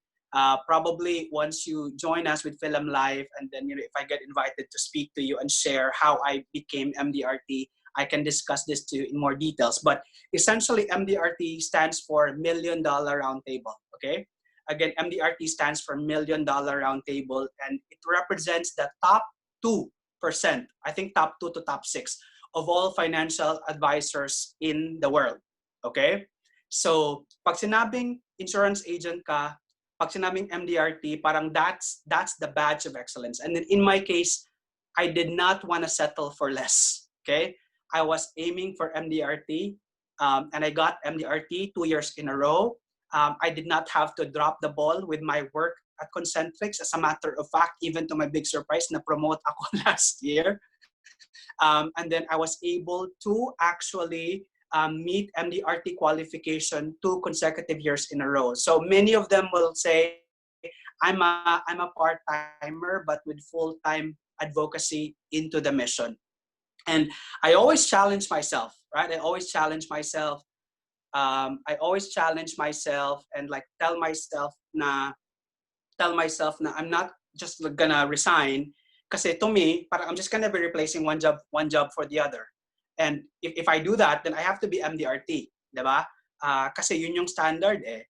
But in my mind, I was like, I feel like ang mangyayari sa akin would be, I would be taken to that point when I got bored again. So in my mind, I wanted to challenge myself. Dennis, challenge yourself. Kaya mo ba siyang pagsabayin? And you have other commitments to kaya mo ba siyang gawin? Back, kind of remembering how I did it in college. And, I'm very glad na nagawa naman with lots of hard work, a dose of strategy and bias towards action. And I'll share to you some of the best practices that have worked for me. Okay. So number one really is I would label these tips as FSA. So I'm kind of big on acronyms. Lumalabas yung pagka-trainer ko. So first one is really focus, right? So for those of you, and this even applies to your personal life, this even applies to your personal life. I would say you have to have a vision board. You have to have a goal board. So na-remember ko, during the first year that I reached MDRT, meron akong yung parang goal sheet na pinagawa sa amin ni Miss A. It's in front of my bed. So pagising ko sa umaga, it's the first thing that I see before I go to sleep. It's the first thing that I see, and it says there, Dennis, you have to be MDRT by I think that was November, and the first time I did it, I was able to beat my own record and met MDRT ng October. So it's very, very important to visualize it. Okay, so have a vision or a goal board. That way, you're always reminded of your focus, of your goal. And then number two, and I'm keeping this, kind of simple and basic, is really to surround yourself with like-minded individuals. Have a support system within your family. And then in my case, I'm very, very privileged actually that I became part of North Star unit under Mamina and then Starbright agency, because I think it's just the right individuals that have helped me to actually improve in the work that I do. So let's, if you're still with me, type in F in the chat box, please, which is our first tip. There you go. So Jack says F. Thank you, Jack. Jack is my secretary, by the way. AC, Jeng, Jerica, there you go. Jonathan, and everyone else. So, again, my number one best practice for you guys is F, right? Focus. You need to have focus. How do you stay focused? Number one, have a vision board, have a goal board. See it every day, breathe in every day. Number two, surround yourself with people that share the same goal and that share the same interest. So, kumbaga, if you want to be positive, then you filter out yung mga negatrons sa buhay. In my case, I had to kind of even do it subtly with my wife. You know what I mean? But I had to manage that piece. The second strategy, the second best practice with how I overcame my challenges is number one, really strategy. Kasi understand that I am a full-time employee with a huge responsibility in my shoulder, right? But then gusto ko pa ding mag-MDRT. I want to be in the likes of like Karine, Othello, Grace Star Committee, and all of those. So how do I have a strategy? So number one, you need to have a tracker. Have a tracker. So you need to track what your activity is. Naalala ko kasi nung college ako, di ba I told you I graduated magna cum laude. First year pa lang ako, second semester, alam ko na magmamagna cum laude ako. As a matter of fact, kinalculate ko na, paano ba ako mag-summa cum laude? Sabi ko, kaya naman, kaya lang hindi ako magiging active sa mga activities. Sabi ko, magna na lang, para I can still work on other stuff. And that's the beauty of having a tracker. So I'm an analytical person. So what I did was, yung MDRT goal, that's big because we're talking like what, 2 million or more in premiums in collections, right? But when you think about it, when you break it into chunks, and then you know what you need to deliver on a monthly basis and what you need to deliver on a weekly basis, and then what does that translate to in terms of activity, yun na yun eh. And if you track, if you track what you need to do, then basically you'll be very much on goal. Okay, you'll be very much on target. So, are you still with me, guys? Pa thumbs up naman sa chat. Are we still good, Argel and DJ? Let me know if my time is almost up, so I can fast track.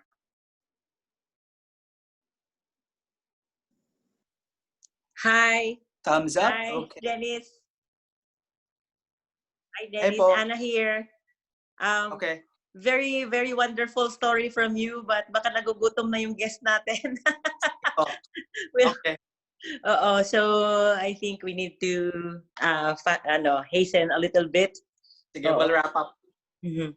Sige. Mga 5 more minutes. So, Thank you. Yun, I'll just, you're welcome po, Miss A. So I'll breeze through. Yun, strategy. Second is, you don't have to create your own strategy. Actually, you can just copy and then adapt, innovate mo lang. And then the third is, it's very important that you practice. And then as much as possible, do not settle for a week na wala kang activity within this business. 2 more tips that have worked for me, because you might be wondering, Dennis, paano mo siya ginawa? Kasi wala ka nga namang natural market. So I relied heavily on social media. And my tip is you have to be intentional. So my social media preference is Facebook. Primarily ginagawa ko siya. That's where I do my Philam Life postings. That's also what I use to chat with my clients. And I rely on it quite heavily. The other social media accounts that I have are meant for something else. So think about that. And then also now, because we are in the digital process, so I also utilize the digital tools. So yung number 1 tip ko dito would be research about your clients, right? Know what the profile of the prospect is that you intend to talk to. The good thing is kahit nasa bahay tayo, you guys actually can sell and can reach out. Just make sure that you utilize what's the app that your client is most comfortable with. Okay. So actually patapos na tayo. So you might be wondering, with all of those, what are some of my wins and milestones? Obviously, receiving awards and recognition within Philam Life, which I very much appreciate. The one thing to me na talagang pinagtrabahuan ko, because I wanted to attend the first MDRT Global Conference in Sydney. That was such a big experience for me, something that I'm not gonna forget, because I appreciate learning kasi. So the fact that there's a new idea and I get inspired, parang it fuels my soul. And then in addition to that, the other win that I have working with Philam Life is I've been able to expand my network. I'm able to learn from the best in the industry within financial advising. And believe this or not, I've actually been able to use my skills and knowledge set sa work ko. So now, in my work with Concentrix, nagagamit ko yung learnings ko within Philam Life, especially around negotiation, around how to listen to my client. And I'm also able to bring in the skill sets and knowledge within Concentrix to Philam Life, especially around how do I manage my schedule and how to multitask. So, those are some of the wins. On a personal note, and this is the third to the last slide, so we're really wrapping up. So I was earning well. I'm still earning well now, but I would actually give credit to Philam Life because, like what I said earlier, right? Na-meet ko ba yung target ko to have additional income stream? Obviously, yes. As a matter of fact, itong bahay to the left-hand side, which is colored white, we call her Daniela. She's our low-cost house in Bacolod, but the cost for the renovation was covered for entirely by my commission in Philam Life.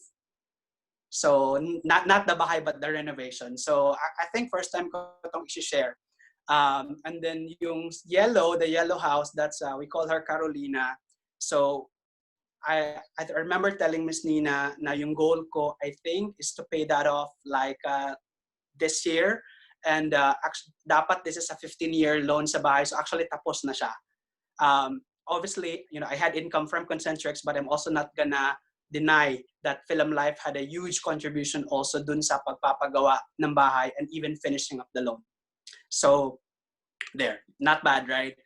Not bad at all. And then the other piece is really, helping my clients like what my advocacy was in the beginning. So I've had 4 successful claims, and Jack, my secretary, is with me, helping me facilitate that. I developed relationships with my clients. As you can see, medyo marami sila. Some of them become like parang really, really close friends. And then I also raise financial awareness. And then I think in the end, also, really, I would say, just really making my family proud, my parents especially, and my siblings, like being a good role model for them. With my wife, I would say earning her respect some more, and this was us during the awarding. And then I think at the end of the day, really just proving to myself, not to anyone whatsoever, but just proving to myself that I can do it, that I can be unlimited. And to be unlimited, requires overcoming someone. And you know who that someone is? It's you, right? It's you versus you every day, always has been. So you just have to make that choice. With that, thank you for listening. And I turn it back to the hosts. Awesome. Thank you very much, Dennis. Palapakan natin si Dennis, guys. Are you inspired by Dennis' share? If yes, kindly thumbs up or clap dyan sa chat box natin. Let me share with you my screen. Yan, ano yung mga napulot nyo kay Dennis, mga natutunan nyo, kindly go and, share it in our chat box. Ayan.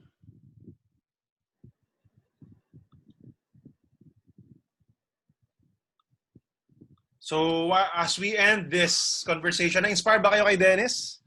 Yan. Kung na-inspire kayo, hit the exclamation point in your keyboard. And my question is, so thank you very much for staying up until this time, no? And patapos na po tayo. We'll be having raffle really soon. Now, my question is, who wants to win 1,000 pesos in cash? Pwede natin ipadala yan through BPI, GCash. Ayan. Sige, kung gusto mo, say me. Ayan. Ang kailangan mo lang gawin, ganito. So this is for all the first-time invites. So yung mga hindi pa financial advisors ng Philam Life, all you need to do is you just need to invite a friend. Actually, 2 friends. So invite 2 friends in the raffle, in the Career Opportunity Program that will happen next week, Wednesday, June 17, 9 a.m. Ang guest speaker naman natin si Karin, yung kanina pang binibanggit ni Dennis, no? So ganito yung kailangan yung gawin. You just need to, the person who invited you will send the copy of this poster that you're seeing on the screen. And all you need to do is just, if you know someone or whoever you know that you feel will also be interested in this career, you just need to send them this invitation, and then you bigyan nyo sila ng konting write-up, friend, napakaganda nitong na-attend ako na orientation with Philam Life. I feel that this is the career that I really would want to do, and tingin ko gusto ko tayong makasama rito, magugustuhan mo rin. Ito yung next orientation nila. Magagaling yung speaker, sabihin mo. Ayan. So yeah, that will be 9 a.m. on June 17, Wednesday. So once you have sent, kahit hindi pa sila nagsisay yes, once you have sent to at least 2 people, you screenshot itong pinadala mo, and then you send to the person who invited you. They will verify kung napadala mo to, and then ipapadala yun sa mga advisors na nag-invite. Listen, you send yung name ng invite nyo plus their screenshot to Lani. Si Lani yung ating mag-aayos ng raffle natin. This will only run for 5 minutes, so go ahead and do it now. So I'll give the floor back to Argel for our last few slides. Go ahead, Argel. Yan. So habang nag-i-invite kayo, I will again share my screen and tell you about the company and the Starbright agency. No? So again, we are Starbright Financial Advisors, and we are under Philam Life and AIA, our mother company based in Hong Kong. Starbright is the #1 agency last year, no? And we want to keep that going every year, year in and year out. So, bakit Philam Life, no? Why Philam Life?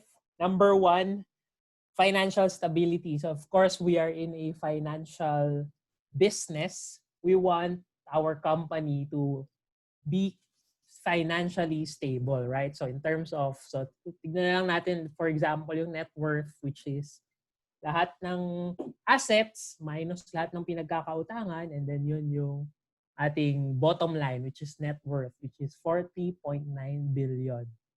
And in terms of branding naman, di ba, we are very trustworthy, and I'm sure yung naririnig nyo na or alam ng mga tao yung brand na Philam Life. Right? So very trustworthy and financially stable company. And also, bakit Philam Life? Because we have end-to-end product solutions. Meaning, sabi nga namin, from womb to tomb. So parang meron tayong pwedeng mabigay na ating mga solutions. No? Meron tayong from the day na magkaroon ka ng anak, and then before ka magkaanak, of course, we want protection, and during that time, we want health protection, education and savings for the future, and investment. And then yung mga products natin na yan is highly customizable through our iPOS, no? And this is our pinakamagandang selling tool natin, which is nasa iPad lang, anywhere in the world, anywhere in the Philippines. No? Anywhere in the Philippines, you can go and conduct business. Lalo na ngayon, we are digitized na we can sell policies without face-to-face meetup. Diba? Kasi wala pa namang vaccine, and we understand na marami rin tayong gustong ma-reach out na people who are in many parts of the Philippines na kailangan. Di ba? Remember the 98% na kailangan nating matap na gap. So, ayan. And of course, meron din tayong, kung mobile yung ating selling tool and ang ating business tool, meron din tayong back office tool na portable, which is accessible in the internet, through the web. No? Meron tayong agency portal, monitor natin dyan lahat ng clients, no? Performance natin personally, and kunyari gusto natin maging leader, makikita natin performance ng team natin. And 24/7, no? Kahit na gabi mag-chat, pwede natin silang masagot. Hindi na sila hihintay ng office hours, for example. So very powerful and convenient tool for us to conduct our business, our career. So ano ba yung income opportunity? I'm sure naglilinger na to sa inyong mga isipan. So, if naglilinger na nga ba, ilagay natin yung exclamation point para alam kong nandyan pa kayo. Diba? What is the income opportunity? So again, di ba meron tayong 2 ways to earn in this business. Number 1 is become an expert financial advisor. Diba? So, ang average commission of our policies is 25%. So, merong mga policy na more than 25% ang commission, merong mga less. So, again, yan yung average na lang na pag-usapan natin, 25%. So, if meron kayong goal, no, madali lang natin ma-compute kung gaano ba kadami yung premiums na kailangan kong makolekt para ma-hit ko yung goal na to. So, ganun lang siya i-discuss. So, if may mga specific tayong questions na yung mga nag-invite sa atin will tell us more about yung commission structures and yung mga, and nakalagay dyan na commission is released 3 days after approval of the policy. So, mabilis lang. And then, iba kanina, expert financial advisor, and ngayon, if you're building a team, that's another income stream for us. So, through that, if meron tayong ma-invite, diba, remember, meron tayong i-invite ngayon with the poster na binigay namin sa inyo. If nag-join kayo and then sila nag-join eventually, you will get around 7.5% to 15% na commission. No? Not from them, pero from Philam Life. No? Hindi natin babawasan yung commission nila. Magaling kay Philam Life yung makukuha nating referral program. So kahit naman hindi mo pa gusto magpa-promote, for example, to a manager, pero talagang gusto mo na lang mag-invite and sobrang ganda kasi nung career, pwede ka pa rin naman mag-earn from them without you being a manager. Okay? So what should you do next is, of course, we have to attend the training. So we want you to attend the trainings and then take the OL and VUL exams. So later on, i-discuss din sa atin kung ano yung mga exams that we need to take. And then a series of interviews with the unit manager and the agency manager. And then that's the time na magiging license na. So we will also update you with the provisional license. Kasi syempre ngayon is naka-lockdown pa. Medyo mahirap magpa-exam si Insurance Commission. So we will update you with the guidelines with that. So pwede tayong maging licensed during this time. Alright? So ito yung mga e-learning. So yung mga training courses is available online. So at the comfort of your own home. But we suggest na tapusin nyo siya as soon as possible. Kasi minsan natetenga siya and hindi natutuloy. So maganda, let's say, long weekend ngayon, di ba? June 12 sa Friday and then Saturday, Sunday, na pwede natin tapusin yung mga courses na ito. Which will be discussed then kung sino yung mga nag-recruit sa inyo, sino yung mga nag-invite. Kasi I know I'm standing between you and dinner, kung di pa kayo nag-dinner. Alright? So yan yung ating process. So to welcome us, let me introduce our district manager, Miss Ana Blanco. Hi! Hello everyone! Gutom na ba kayo? Sagot ni Argel yung dinner nyo. Okay, anyway, I hope that everybody had a wonderful time tonight. So I thank you for joining us. You know what? I've heard Dennis' story bilang ako nga yung agency manager ng Starbright. So alam ko yung story ni Dennis, but now that I heard it again, sobrang nakaka-emotional, no? So para bang for someone like him na mangyari sa kanyang pamilya na ganyan and how it has affected their lives, he shared how it has caused some kind of depression sa mother niya. At paano naman, di ba? So, life happens, but things happen, but being financially ready really cautions the blows, di ba? Parang mas madaling tanggapin yung mga blows ng buhay for as long as financially ready. So, yun po ang work natin. So, hindi ko na po pahahabain. I would just like to tell everyone that came here to join us tonight. Thank you very much. Okay, may paraffle pa tayo mamaya. So, yung mga nag-invite, kindly send the screenshot of your invite message to dun sa mga nag-invite din sa inyo kasi yun naman ang alam yung mga pwede nyo i-PM. So, in a little while, we will do the raffle. So, we'll raffle off 1,000 pesos at tatlong tagpa 500. Konting katuwaan lang. So, for all of you, we owe you lunch or dinner. So, when everything is over, we'll invite you to our office and we'll meet one another. Okay? So, I hope that just spending these 2 hours with us somehow have opened your minds to possibilities. Kung anong pwede pa. No? So, our work is not really easy, but it is fun when you love it already. Diba? So, it's not easy, but it's something that's not for everyone, but for the right candidates, the right people, we're here to help you. I've been in the business for 24 years.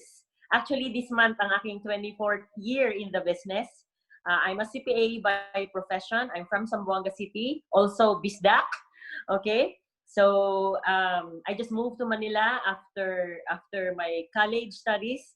So now, when I joined Philam Life, I had no friends really, not too many friends in Manila. But it's just that after attending something like this, an orientation like this, nag-click sa head ko na, yes, this is what I want to do. I know I'm CPA, I should be in corporate world doing whatever, but I loved, like, yung nag-attend din ako ng ganito, may nagsalita din na parang si Dennis. Sabi ko rin, I see myself in him. I think I want to be like that as well. So the rest is history. From starting with nothing at all, now I'm the head of almost 200 advisors. We have one floor office in a building in Philam Life Salcedo. It's in front of Makati Sports Club. It's a very beautiful office, newly renovated, na pinagkagastusan ng todo, no? It's an office that you would be proud to be part of. So that's our invitation to us. We are confident to invite you because yun na nga, marami na kaming experience sa business na ito. Na-enjoy na namin lahat ang pwedeng ma-enjoy. So this has become a mission for us. It's Saturday evening, but I'm sure you feel yung passion namin na talagang parang umaga pa rin. Every day, anytime is good morning. We're excited to work. If you ask us to repeat this program tomorrow, we will do it all over again, even on a Sunday, kahit anong oras, because we're just so passionate about this. So at this point, I'd like you to say thank you to those who invited you. Okay, yung mga nag-invite sa inyo, hindi yung galit sa inyo. Actually, believe sila sa inyo. Kaya, in-invite kayo at sumali dito kasi nakikita nila you have what it takes to also succeed in this career. No? So yung mga nag-invite sa'yo, may mga happy sila. Kaya sila nag-i-invite. Hindi ka naman mag-i-invite kung hindi ka happy. Lalo na kung mga close sa'yo, yung nag-invite din sa'yo. No? So, our promise to you is that we will do everything so that you will become successful right away. Because our success depends on you becoming successful. So, kung ano yung dream nyo, nakita ko kanina, maraming mga dollar signs, you will find it here.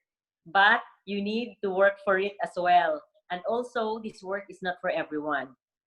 We come from different backgrounds. Merong medyo mahirap ang pinanggalingan, mahirap na buhay, etc. But you'll see that coming from different backgrounds, the common denominator of those who succeed are those, number one, who have big dreams.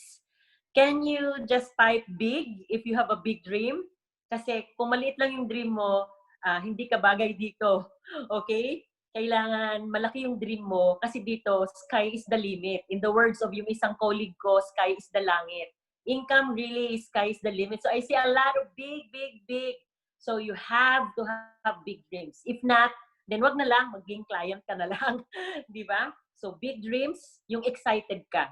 Our dreams naman is usually for our families, correct? So our loved ones. If you have a big dream, you believe that there's more to life than what you have right now, then this could be it for you. The second thing is that you're willing to work to get whatever it is that you're dreaming of. So sometimes we're in a situation where you want to work hard, you have a big dream, pero kahit anong gawin mo, kahit magtumbling ka na magtumbling, kahit 24/7 kang magtrabaho, you're not in a place where you will earn. Tama?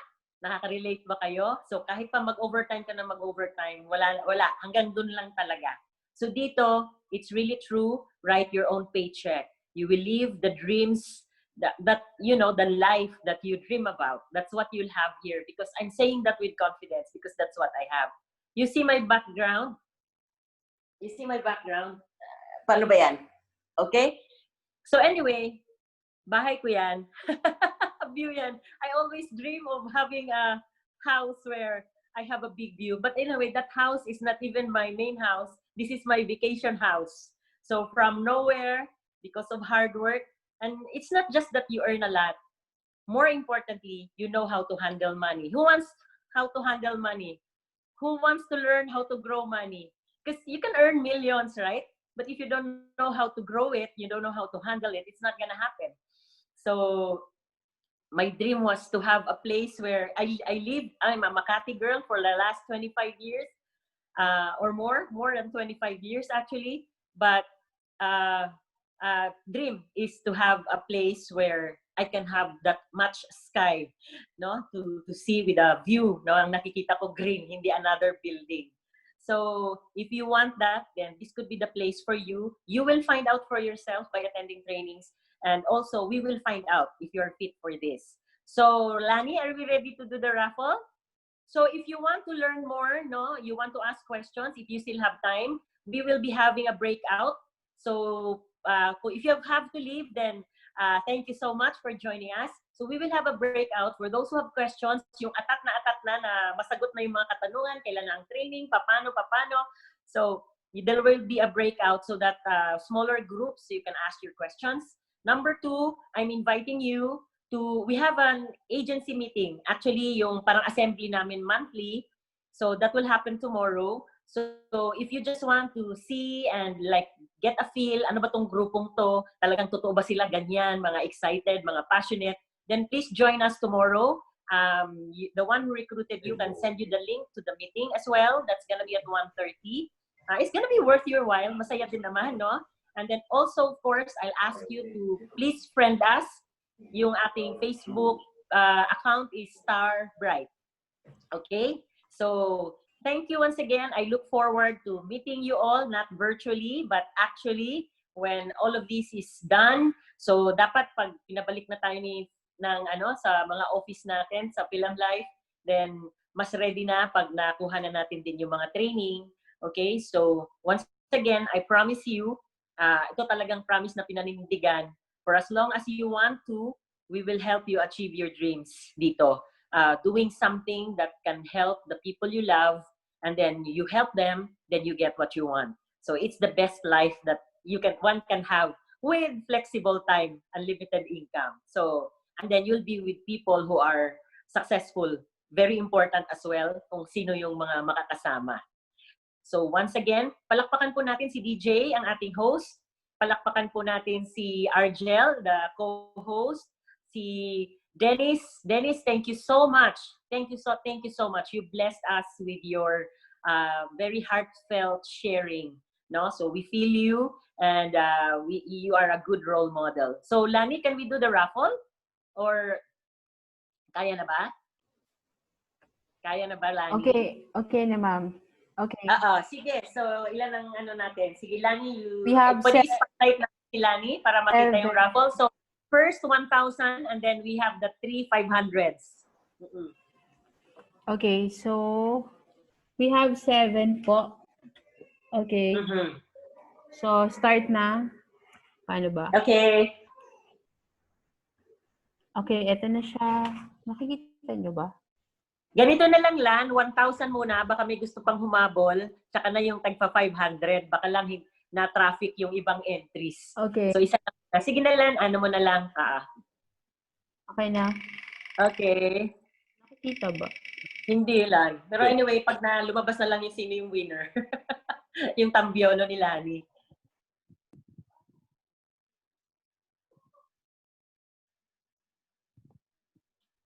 Okay. Who's the winner, Lani? Nakamute ka po, Ma'am Lani. Nenya Mendoza. Congratulations! Nenya? Nenya Mendoza. Congratulations. Please send your details kung paano namin mapadala. And then, Lani, mag-antay tayo sandali. So, we will see kung sino pa yung magpapadala ng entry. So, Jean, can we now go to breakout? So, kung sino pa yung gustong magstay at meron silang mga katanungan, you will be with your nag-invite sa inyo, yung mga immediate managers, so that masagot yung mga tanong ninyo. So, once again, thank you so much. Maraming salamat. Stay healthy, everyone. We look forward to meeting you actually very soon. Bye-bye. Good night, everyone. Picture po. Ay, picture? Wag na, tsaka na lang. Oo, Breakout na lang. Yeah. Okay. Breakout na. Open ko na po. Okay, so breakout.